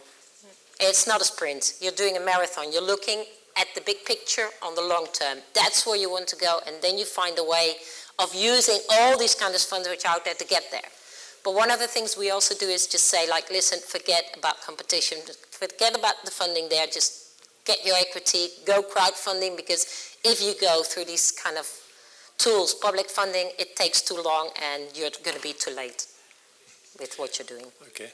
Gail, you have new projects inside your organization, a part of the app? There's always new stuff going on, but that touches a range of topics. So now, for example, in the area of parental abductions, we're looking a lot into how to integrate the voice of the child in court proceedings. We've seen from previous research as well that oftentimes when it comes down to a parental abduction, it's very much about two parents and what they want, and children often feel like their point of view, their perspectives, their opinions are not taken into account, or when they are, then they're not done so in the right way. Children are basically not told in a court proceeding, okay, we're asking you these questions, but it's not that you have to choose whether you stay with mommy or daddy. It's just we're going to use this to kind of, have a better understanding of the situation, and you're not in any way responsible. So we're working on a project related to that with parental abductions. We're working with the Child Rescue Project. Another thing that we're also looking into, which is very interesting as a second phase, is the impact of publicity appeals. So you know that we do, for as long as you can remember, you probably know about milk cartons and seeing kids' pictures on them in the US. And this is, this was a best practice back in the day, and in Europe as well. You'll see missing children posters in a lot of different places, but we don't really know if these posters and these kinds of publicity appeals actually help find children, or what the long-term impacts of this are on children and families. And these impacts can be both positive and negative. So for example, with another big debate in the EU about the right to be forgotten, a lot of these kids don't want their missing child poster from 10 years ago to be the first thing that appears on Google when they're trying to find a job. And these are also new kind of tech problems that we kind of have to navigate and figure out, how do we take these things down? How do we make sure that these things don't impact the child for the rest of their lives? These are some of the things that we're doing. Also 2 days ago, another slightly tech-related thing that's really cool, which I'm really proud of, we launched our Not Found Day. And basically, it's something that we created, the notfound.org app. What it does basically is, you know, you have those really annoying, useless website 404 error pages. Every website has them. And so basically, if you download the Not Found app, you will, instead of seeing a 404 error page, you'll see a picture or a poster of a missing child. And it basically says, page not found, neither is the name of the child. And so it just allows a missing child's poster to be viewed by thousands more people so that there is a chance to actually get information and find them. And for a lot of the cases we work with as well, I mean, these are children who could be missing for a long, long time, so 10 years, 20 years more, which is really heartbreaking for the family who can really never get closure or move on. So it's really important to kind of give hope to them. And I think this is a really simple but creative app that kind of anyone can download and support to find missing children. Which are your next challenges inside your organization? The next year or the next coming years? Well, I mean, the next thing that we really want to focus on is child participation. It's, again, another big buzzword, and people are really talking about it in the NGO sector. It's not us that usually work with children directly, it's our members, but what we want to do more and more is make sure that the policies we create, the projects we work on, the apps we develop are really looking at what kids really want, you know, and the language we use is really understandable to kids, and kids say, well, actually, that doesn't make sense, or that doesn't matter. When we created this Manila app, for example, we made sure that we spoke with several migrant children who gave us brilliant ideas that we never would have thought of by ourselves, you know, and so it's so great, and it's also really inspiring to see how these young kids have such a clear and adult, mature view on a lot of things and can give you really great feedback. So that's one of the big things that we're really going to focus on in the next couple of years. Cool. And your next challenges? ¿Y cuáles son los próximos desafíos? Bueno, preparándose para el nuevo curso, buscar nuevas ideas, nuevos proyectos. Lo que queremos hacer. The issue of social innovation and its connection with technology, bringing the techies together with the NGO people and hoping to get them to talk the same languages. I know it's difficult, but that's what we're trying to do, and continue use technology to actually make the world better. And social innovation, social entrepreneurship is going to be one of our key strategies for the coming years. And with Plastic Twist, we still have a year to go. The pilots are now starting. So we have the pilot in the Netherlands, for those who are from the Netherlands. Greece and Switzerland, you can follow them.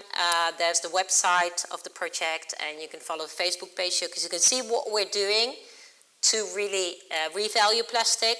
And of course, if anybody is interested to replicate what we're doing in Plastic Twist in their countries, as you know, projects are like closed entities, but we would happily replicate or try to help transfer the knowledge and create pilots in any other country, because that's actually where we want to go. Okay. There are questions in the room? So many questions? Here? Jorge.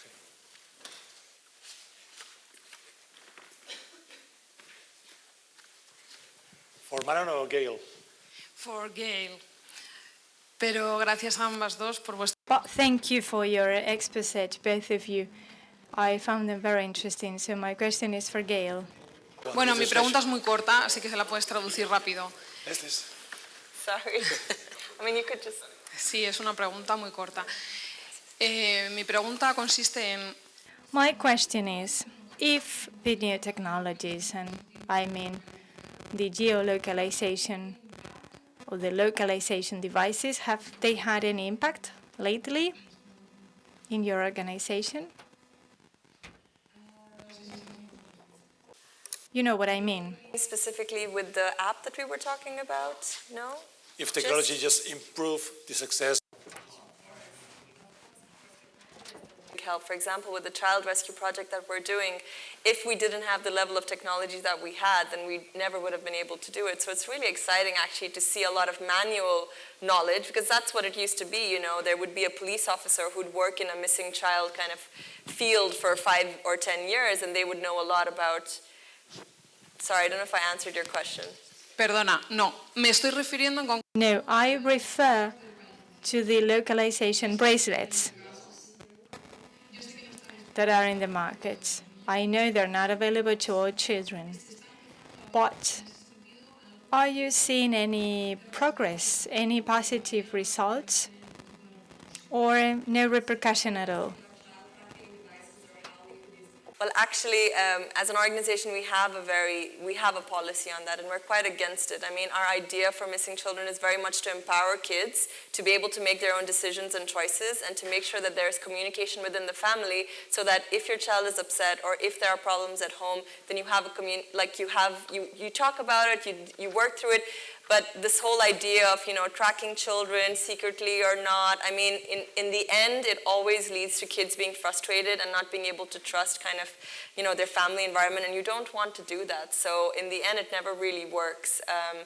And for the migrant issue, for example, we know that migrant kids are terrified that they would be tracked. In fact, one of the big things we need to do with this app is really say over and over again, we're not going to track you in any way. Your whereabouts are not going to be given to anyone, because they're very afraid, and understandably so, that basically the police or or other organizations are basically going to take these kids and send them back to Greece or to their home country, and that's not what they want. So. Yeah, in that sense, we're quite careful with how we use kind of tracking for missing children. ¿Tienes alguna pregunta más para nuestras invitadas?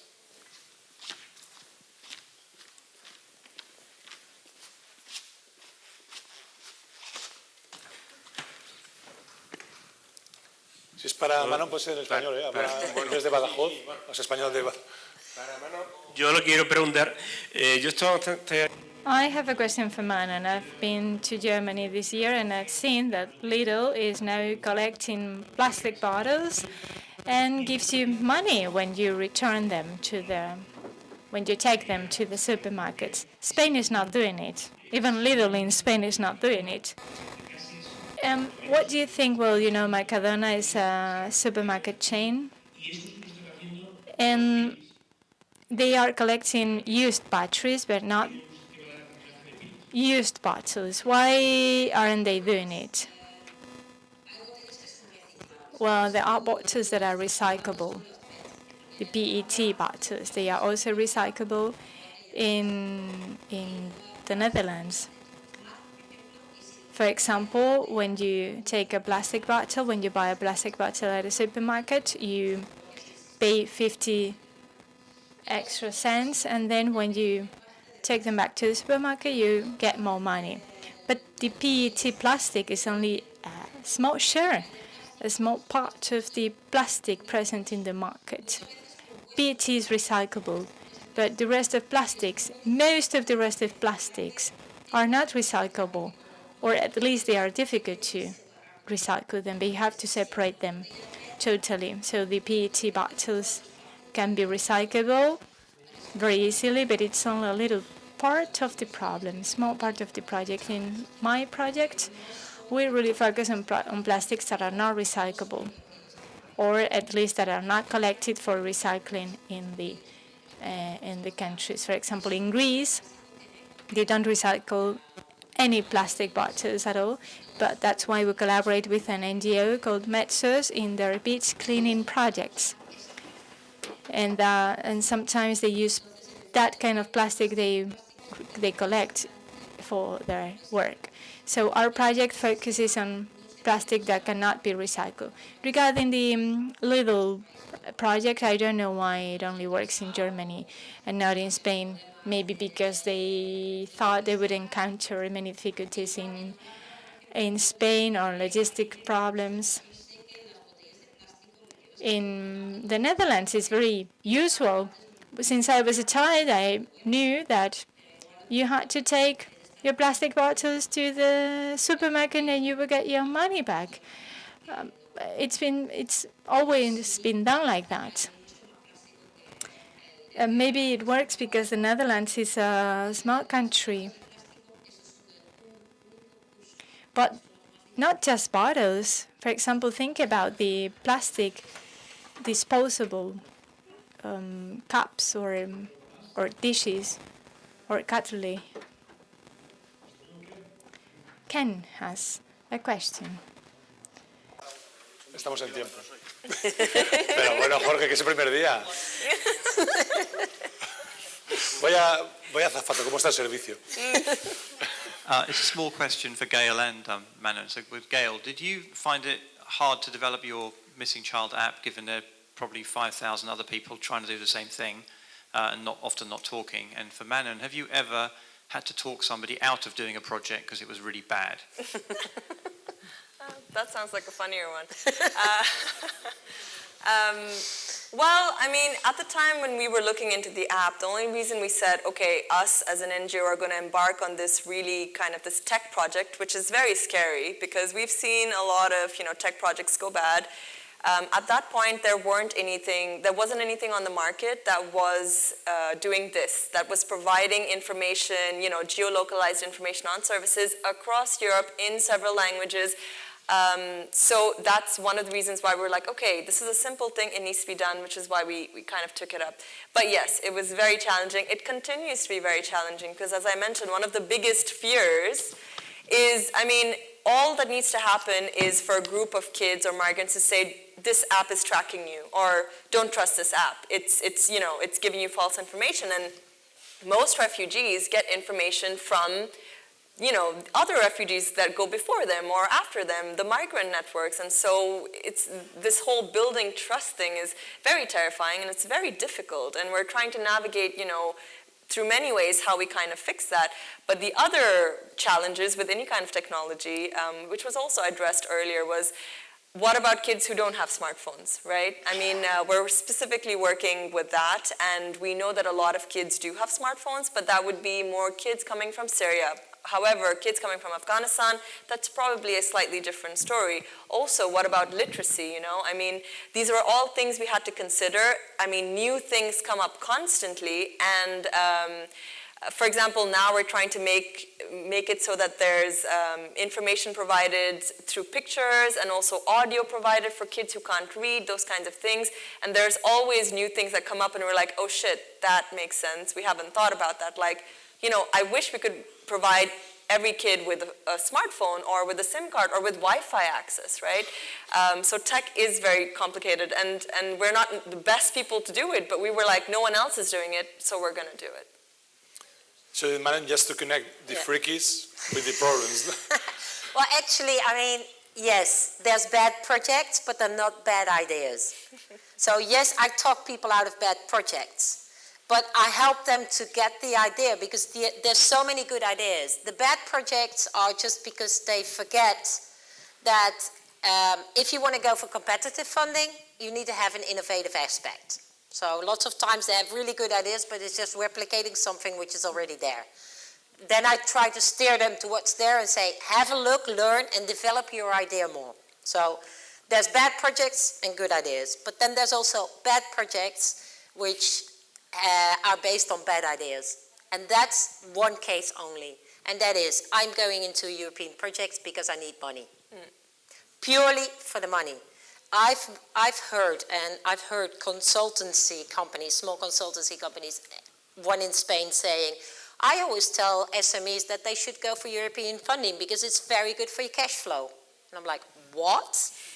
Yes, of course you get the money, but if you're in it for the money, you can go ahead, go to that guy, but don't count on me because the part of which is you want to make an impact, you want to make a difference. Yes, from a business perspective, but still, I don't want to be connected to projects which are badly run, badly executed, and just take the money and run, and I don't care at all about the content. I just do the minimum requirements so that I get the grading, they don't cut my funding, and just forget about anything else. And that is not a philosophy of collaboration, which is why I like so much the project. It's working with different people towards a common goal. If you're in it for the money, try somewhere else. Forget about me. Bueno, como cierre, sabes, como decía Yolanda esta mañana, Well, we need to close this up. Empodera.org, as Yolanda mentioned this morning, is that for you if you want to share your projects. thank you very much and see you soon. Thank you. Thank you. Thank you.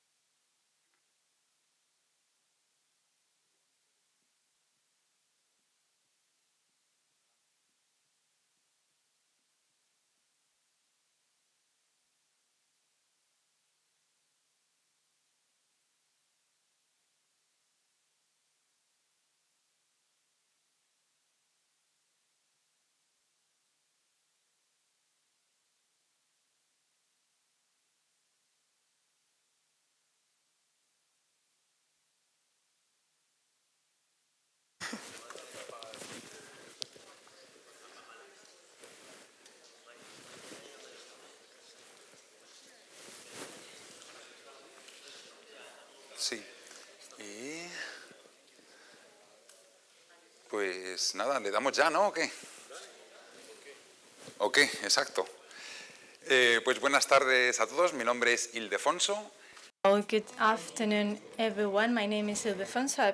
I'm not as smart as my predecessors, the previous speakers. So, because this is the jam session. Since we started this event a few years ago, we decided that it was pity not to hear the interventions of the people of the audience. So we decided to create a space for people in the audience to talk. Luis Tamayo said, we, as Latins, we fear failure, and we don't want to experience, or because of our fear to fail, fear of failure. So forget about that. Take a step ahead, be bold and brave and speak out. Since I know that you might be shy, I have an ally named Santi who always encourages me or helps me animate this session. Let's give a round of applause to the people who might be willing to help us or to intervene. So please come up to the stage or come down to the stage. Nobody's going to beat you here. Nothing bad is going to happen to you. So Santi, please, I would like to give them the floor because he's in charge of opening this session.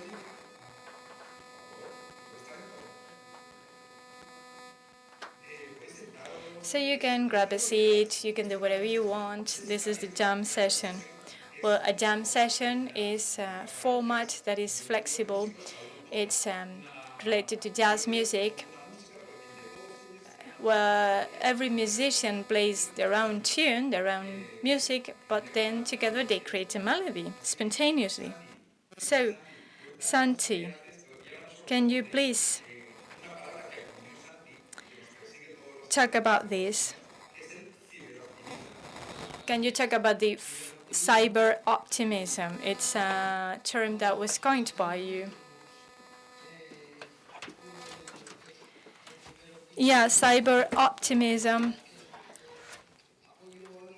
is emotional support in the social media so that we can become entrepreneurs all together. When you decide to become an entrepreneur, as myself, you come up with bright ideas. As you can see on my T-shirt, it's about something called La Colaboradora, the collaborator. It's a project that has to do with empodera.org. For example, I have a project. I am a graphic designer, but I can only design T-shirts or websites. And so I need someone else who can help me manage the project or fund the project. And maybe I have a similar colleague, a colleague that is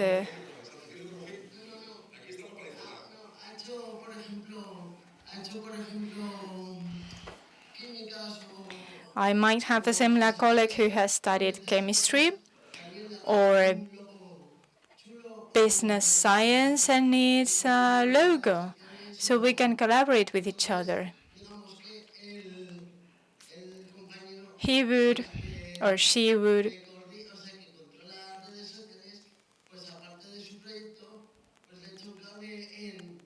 help me with my funding needs. He will help me administer my business. And in exchange, I can design his or her logo. It's like a time bank. So what you were looking for in the collaborator, in la colaboradora? Well, it's funny, it's ironic, because I joined them because they said you're not allowed to join us. But since you're a cyber optimist,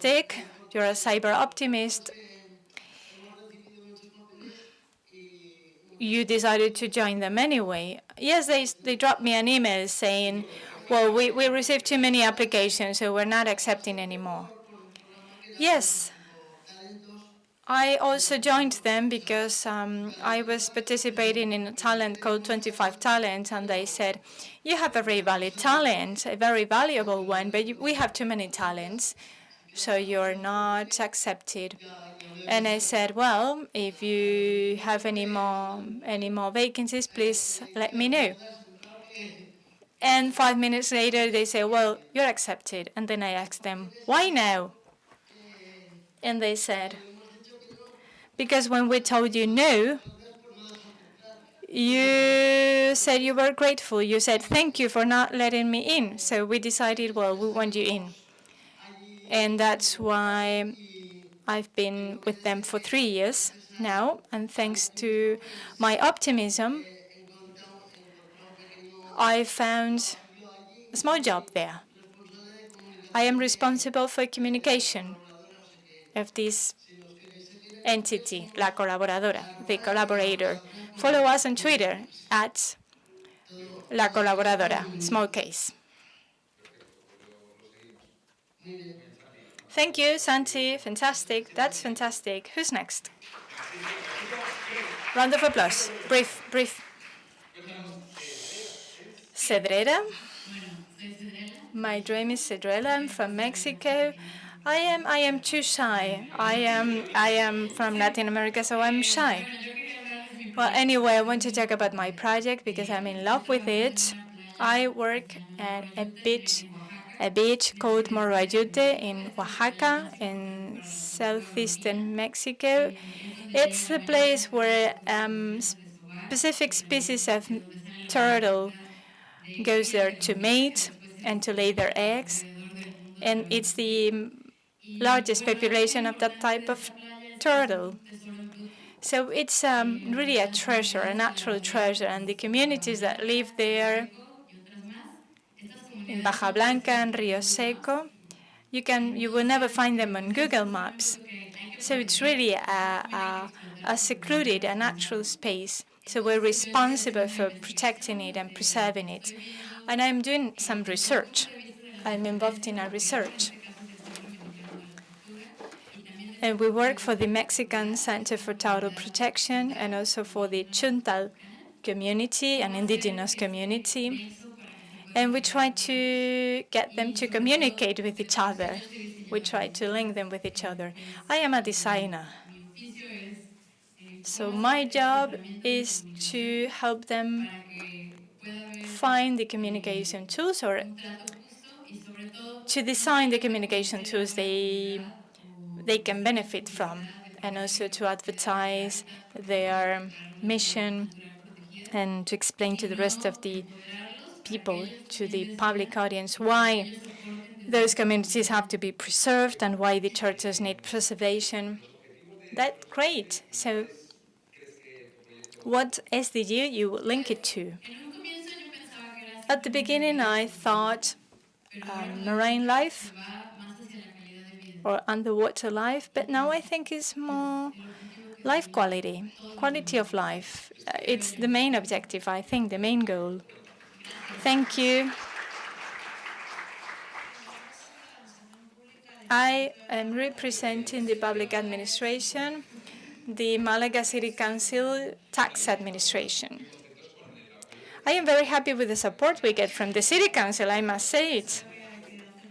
Thank you, thank you. Yes, but the City Council has to support the good causes. We have to give you the infrastructure you need. Well, as I was saying, I work for the tax department, the tax collectors. It's the most unpleasant area, I have to say. But in my department, 62% of the staff are women. And we think that cooperative responsibility is a must. That's why I got a really sincere and honest interest in Empower Life. We are also part of the Global Pact since Global Covenant in 2008, and we comply with other requirements, the sustainability report and the social corporate responsibility report. But I don't want to talk too much. I would like just to invite you to visit our website and see our mission statement and our engagement. And of course, one of the main goals we pursue is the integration of the gender perspective, the gender approach. And we have 2 protocols for the tax collection staff and for the customer care department. So if our staff detect that one of our clients or one of our visitors is vulnerable and is at risk, we then transfer them to the appropriate service. A new law was passed yesterday at the Andalusian Parliament, so we must only congratulate ourselves for that. So we have a really broad engagement and a really adamant interest. But not just on gender issues, we also have an environmental engagement. We also have a protocol for environmental protection, solidarity report.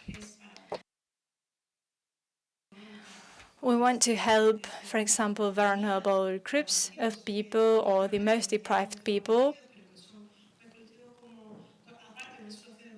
people who are going through an economic struggle. For example, they just earn 900 euros per month, and they are exempted from paying, for example, the housing tax.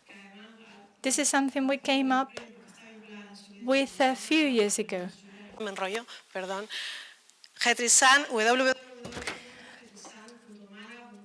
So you can visit our website, www.getresan.org, www.getresan.malaga.eu. Getresan means tax collection or tax management. Thank you, Alice. Bueno, la verdad es que los contribuyentes malagueños la conocen. So the taxpayers in Malaga know her very well.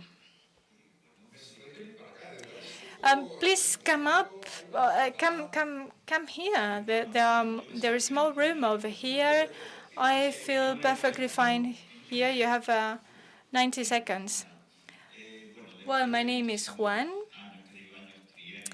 and after many years in the public administration, I retired recently, and I decided to fulfill my expectations with a method or with a project I found, thanks to cyber volunteers, which I came to hear about 2 years ago. So my expectations have been fulfilled because I can express myself in environmental projects and sustainable development projects, which is part of the complexity we're living in. I think it is an important challenge, and I hope I will find further opportunities to fulfill myself and to interact with other volunteers and to anyone who's open to any kind of activity or challenge that can help us and allow us to live in a world with better solidarity and more optimistic too. Do you have a website? Or give us a website, empodera.org. I got you. Ahí está. David, tú estás un poco enchufado. A lo mejor te dejamos 2 minutos. Well, David, maybe you can have 130 seconds because you are part of us. Maybe. Do you need a stopwatch? No, I have an anecdote. I have a little experience I want to share with you. But it is important. It is linked to what Guillermo said this morning. Well, I am a cyber volunteer. When I was listening to you, I was thinking about this. Well, I work at a university. I'm a university lecturer. So when you were talking about your training and that you needed more training and you only found it because you only found it on YouTube, in order to get the training you needed and you missed, you had to go to YouTube and watch a video. And that's true. I work at the Complutense University of Madrid with 100,000 students, and we could change the world, but only through Empodera, only through platforms such as empodera.org, because we have a very limited series of resources. And entrepreneurship is taught at the high school level and in vocational training schools, but not at university. For example, at the Complutense University of Madrid, nobody could benefit, nobody was allowed to do that kind of training or to receive that kind of training. So we decided to create something called cross-sectional training, meaning any student enrolled in any degree could benefit from cross-sectional training courses. If you were studying something in the field of sciences, you could benefit from training courses in the field of philosophy or humanities.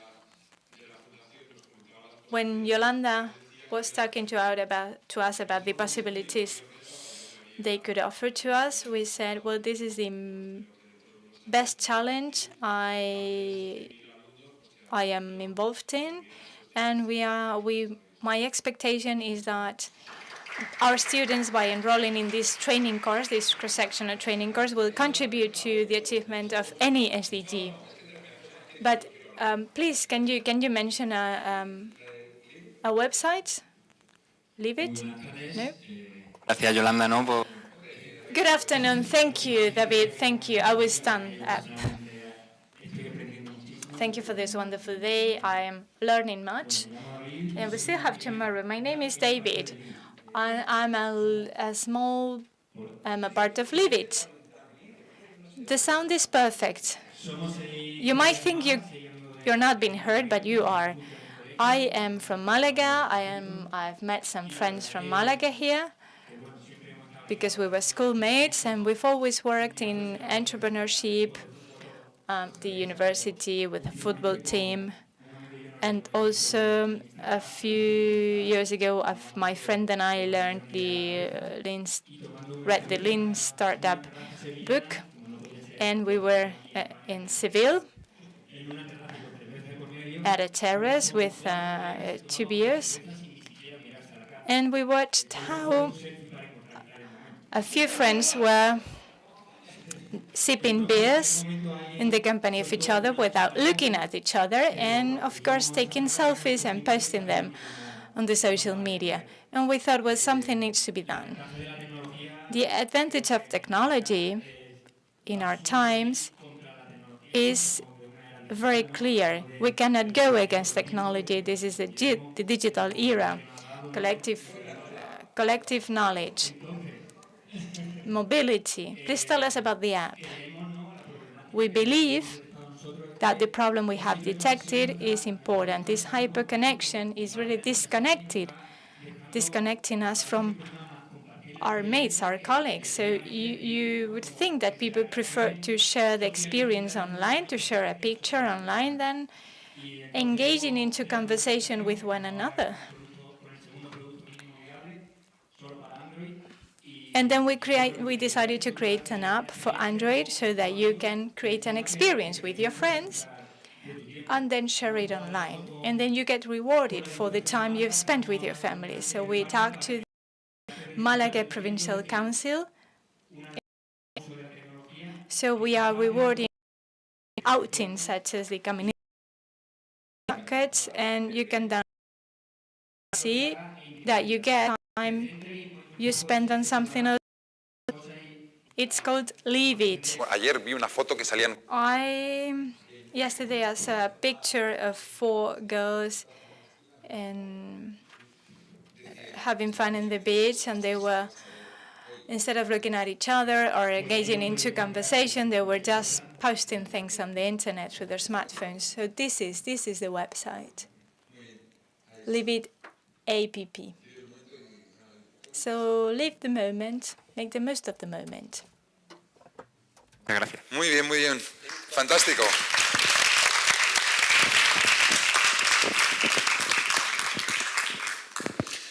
Sí, Irene, nos vas. Go ahead, tell me, what are you going to tell us? What are you going to tell us? I'm going to tell you about my little experience. Things come and go, and I've worked public relations in Malaga, and I used to study with Yolanda and uni, and that person over there, see that guy over there? We've had such a laugh. It was so funny. And after 22 years, shut up! Well, we have to say it. We have our age, we can't hide it. After 22 years, he told me, come over. So, but I have 2 children, and they're 5. And Emma, how can I come? Well, I'll try my best, and here I am. And it's your fault. And I want to tell you about my story. I studied publicity and public relations, which is beautiful studies, but not many chances to work. So I tried to find my life, and I started to being a salesperson. And I met my husband, and I came to Malaga, and I went to visit, and I was a doctor's visitor. I had a great standard of living, I had to say that. But when you're invited out because the company is being restructured, and you have 2 children, then you have to rethink your life. I wanted to be self-employed, and I wanted to do my things for myself. And when having my children in kindergarten, I thought of a different system which is patented. It's IBA pin. It's a pin you put on your child's clothes, you attach it, you buckle it, and you can even wash it. And it's there is a European patent to it. You can put the picture of the child and the name of everything. And I know we have to disconnect, you're right, but it's helped me a lot. Blogger moms and dads have helped me a lot, because with the money of, if you want to patent something at a European level, then you run out of money. But with 2.0, I found people who have helped me a lot. There is a blogger called Trucos de Mamá who gave me the idea on food intolerance. I didn't think that my product could help families with health issues, because you can put on that pin if the kid is allergic to egg or to this or that. So now it's being sold on Amazon, on Corte Inglés, department stores, and due to food intolerance and my previous job experience, I started organizing events, and I've organized an event on family and health. It happened in Cordoba not long ago, and this is a world premiere. Will be on the 27th of November in Malaga, in the Center of Contemporary Art. So you will get the information as I did before. The information passes on from doctor to doctor, but also to moms and dads who want to know more about their diseases and the pathologies, because doctors don't have much time for patients to tell them all they need to know. And and I'm also very concerned with job and life balance. This is what encouraged me to be an entrepreneur. Otherwise, if I had stayed a medical visitor, I'm persuaded I would have never had my second child. I could not have a life balance. I was away all the time.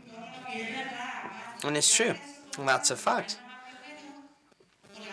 Thanks to Mom and Dad, blogger Mom and Dad, I work with in some events for the City Council, and it's important that we make a big noise, because everyone wants to find balance. But if you have your working hours, you have to stick to those working hours.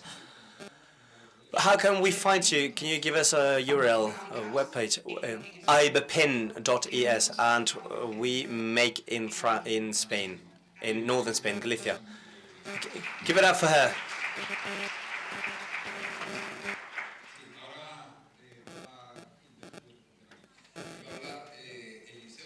It is now Eliseo's turn. He's going to tell us about the work. Hello.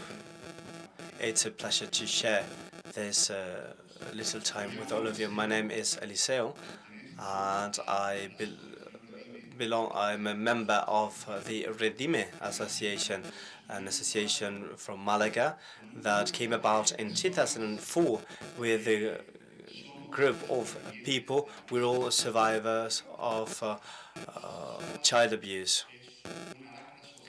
Child abuse, sex abuse is a social flea.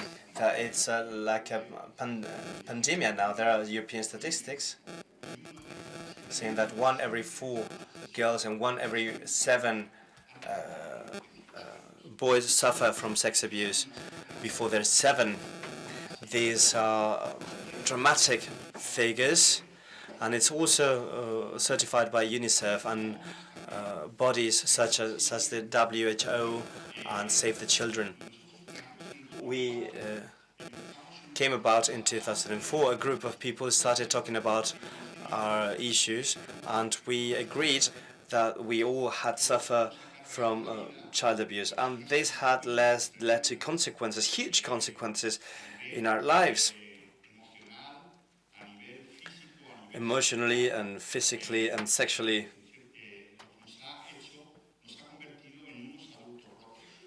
And we are broken adults now. An abused child becomes a broken adult with everything that comes along with it for the person and society.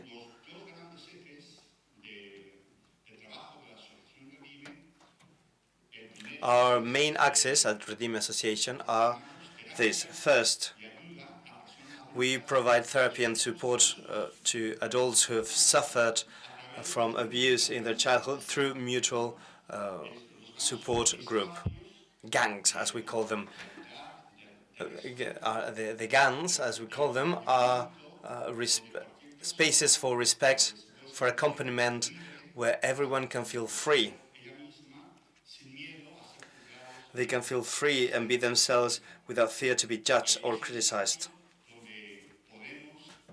In this space, we can heal and be what we are as human beings.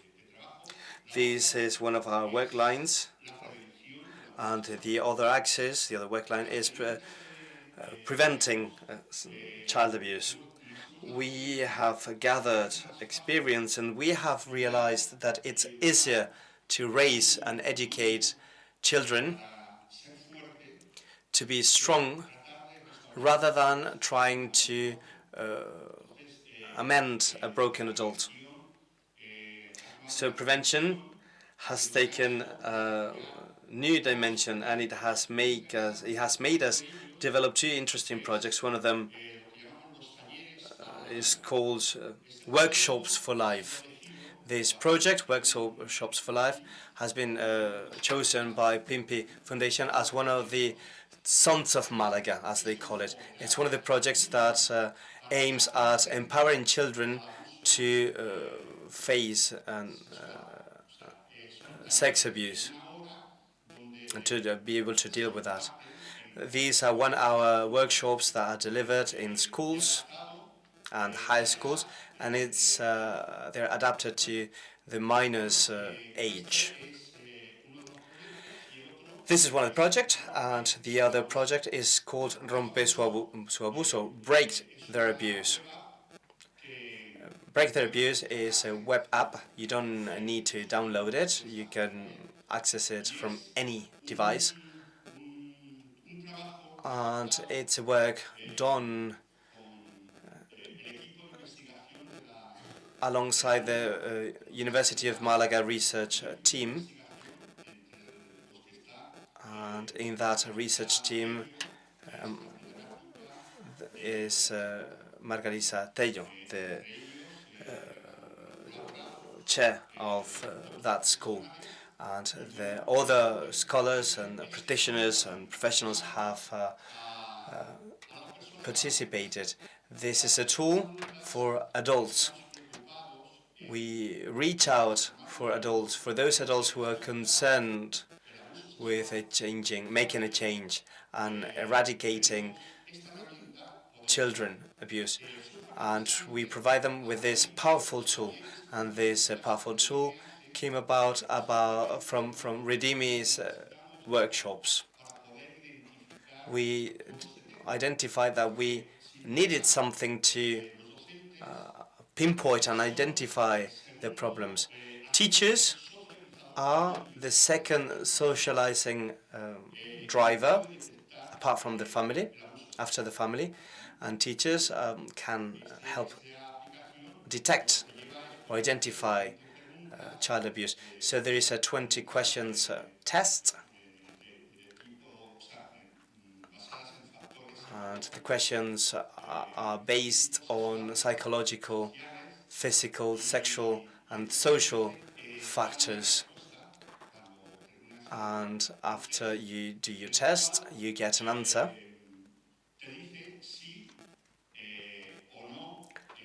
And the answer is whether the child is suffering from child abuse. And if they are, it does not only sound the alert, but also from your own location, it shows you see a map where you can find association near you where you can ask for help. And you can also see where the police office or civil guard office is, or where some practitioners of the field are. This application wants to be global. At a first attempt, we tried to identify all those spots, all those associations and benchmark places in Spain where you can find support, but also in Latin America and any Spanish-speaking country. This project saw the light 1 month ago, and we want to turn it into an observatory where any professional, any practitioner can enter information and provide and feed the application with details and data for research.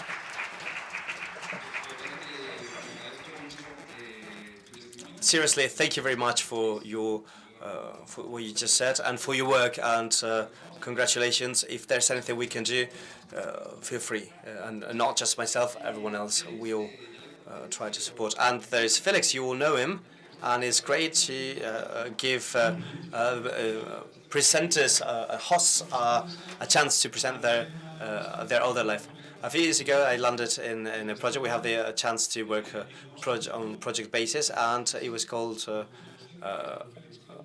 I work for SEC schools, and they wanted to create an incubator for development projects, and I called it an accelerator rather than an incubator. And 3 years ago, we created a search for the best innovators nationally and internationally. There is an education application for mathematics or science or IA to show human body. Well, those projects have been boosted with a network of private schools. We have meta testers, and we break those.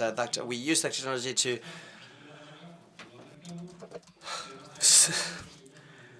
we find funding for them. We find investors.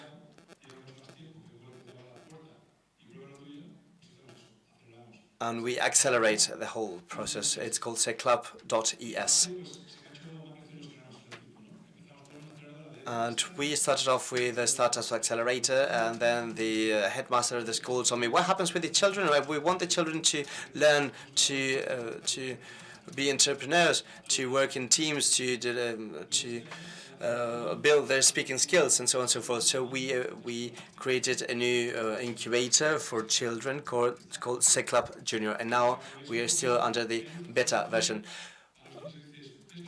If you tell children they have to run a final project, they all think of social impact projects. And 3D printers to do water purifiers. So children nowadays think of solving the Millennium Development, the Sustainable Development Goals. How can we find you? Feliz Lopez, and that's it. You'll find everything about me.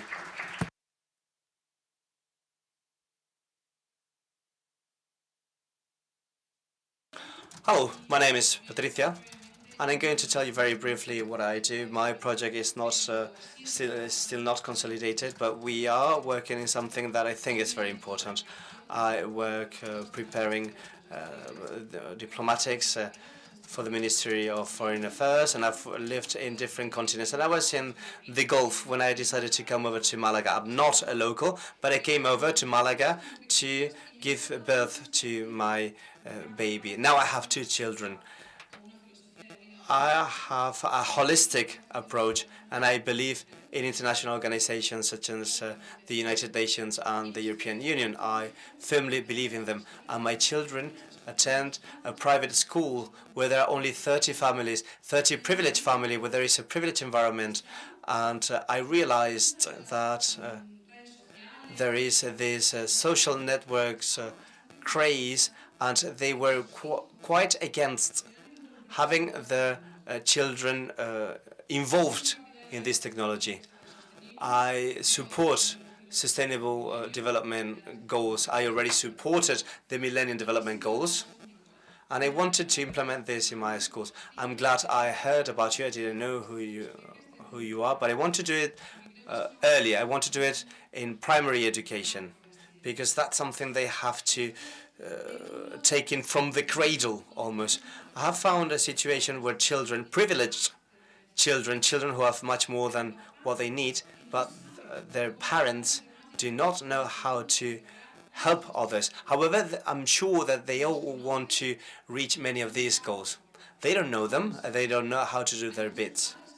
There are many parents who don't know how they can host Syrian refugees. They have a place, they have the time, and they have the means and money. So how come they are not able to do it? How can we move down from theory to implementation? And I'm right there. I'm in the middle. I'm in the middle of all this mess, trying to explain them what the legislation is, what international law is, what the Spanish law and the European law are, and how we can fit in. And that's where I am. That's what this is about.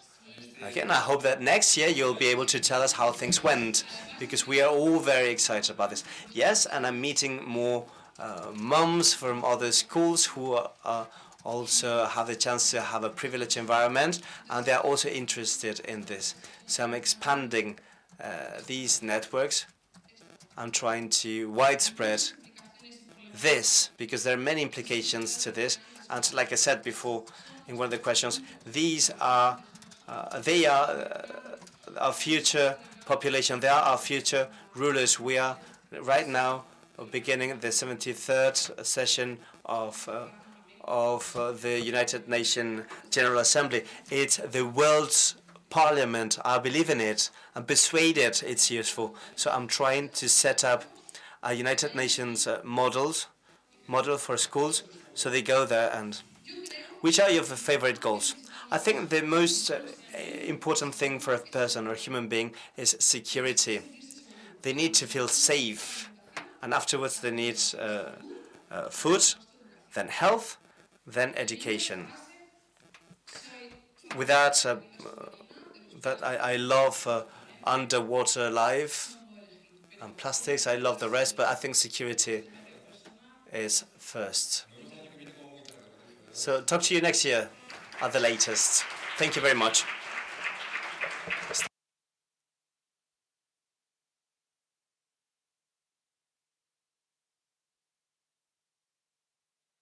How can we find you? Well, right now, you can't really find me. I'm just starting. But I've found out about you, and I'll be close to you. Preparación diplomática. You type this in, you Google it, and I'll be there, and I will. You can talk to each other later on. No one can say they didn't have a chance to speak, so thank you for speaking, and thank you for listening, especially. Otherwise, this would be meaningless, and that's it, right? We've mentioned empodera.org several times, but someone should come over and tell us about it very quickly, just 1 minute. Yolanda, please, can you tell us about it very quickly? I know you don't like coming to the stage to speak, but could you tell us about what you said this morning? Well, just to finish off and wrap up this evening session, we are very proud of these years working on this project to have a follow-up. Empodera project came up when we founded this Cibervoluntarios Foundation, and we realized that a few of us believed in technology from the social point of view, and this is how we created this project, to find out about inspiring experiences throughout the world and find out about what's going on and create some networks. And this is how the event came about, and then we created a publication and a website and many other things. And then we decided to go the extra mile and relate it to the Sustainable Development Goals and create a platform to tell our own experience as social entrepreneurs. We've heard about people who have come here. We all have ideas. We've just heard about ideas such as Patricia's, and sometimes we feel very lonely in our careers. We don't know what to do, and sometimes we have our own weaknesses, and sometimes some of us know about communication or product or how to reach out to people. So we all have our own skills, and we all try to bring all this together with empodera.org. When you see this, you can take this to action. And this is it. This is what we want to do with this. We want to connect people and want to go on working with what we do every year. This event we bring together. We unite idea, we unite people, and we do our bit to make a change.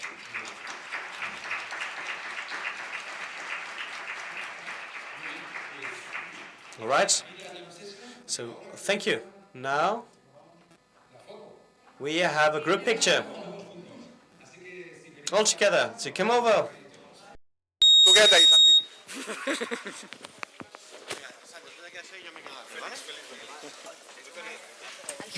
Sí.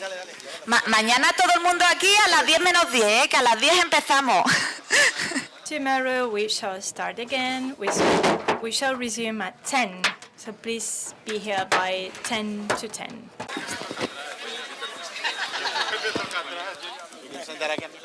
No se la parece.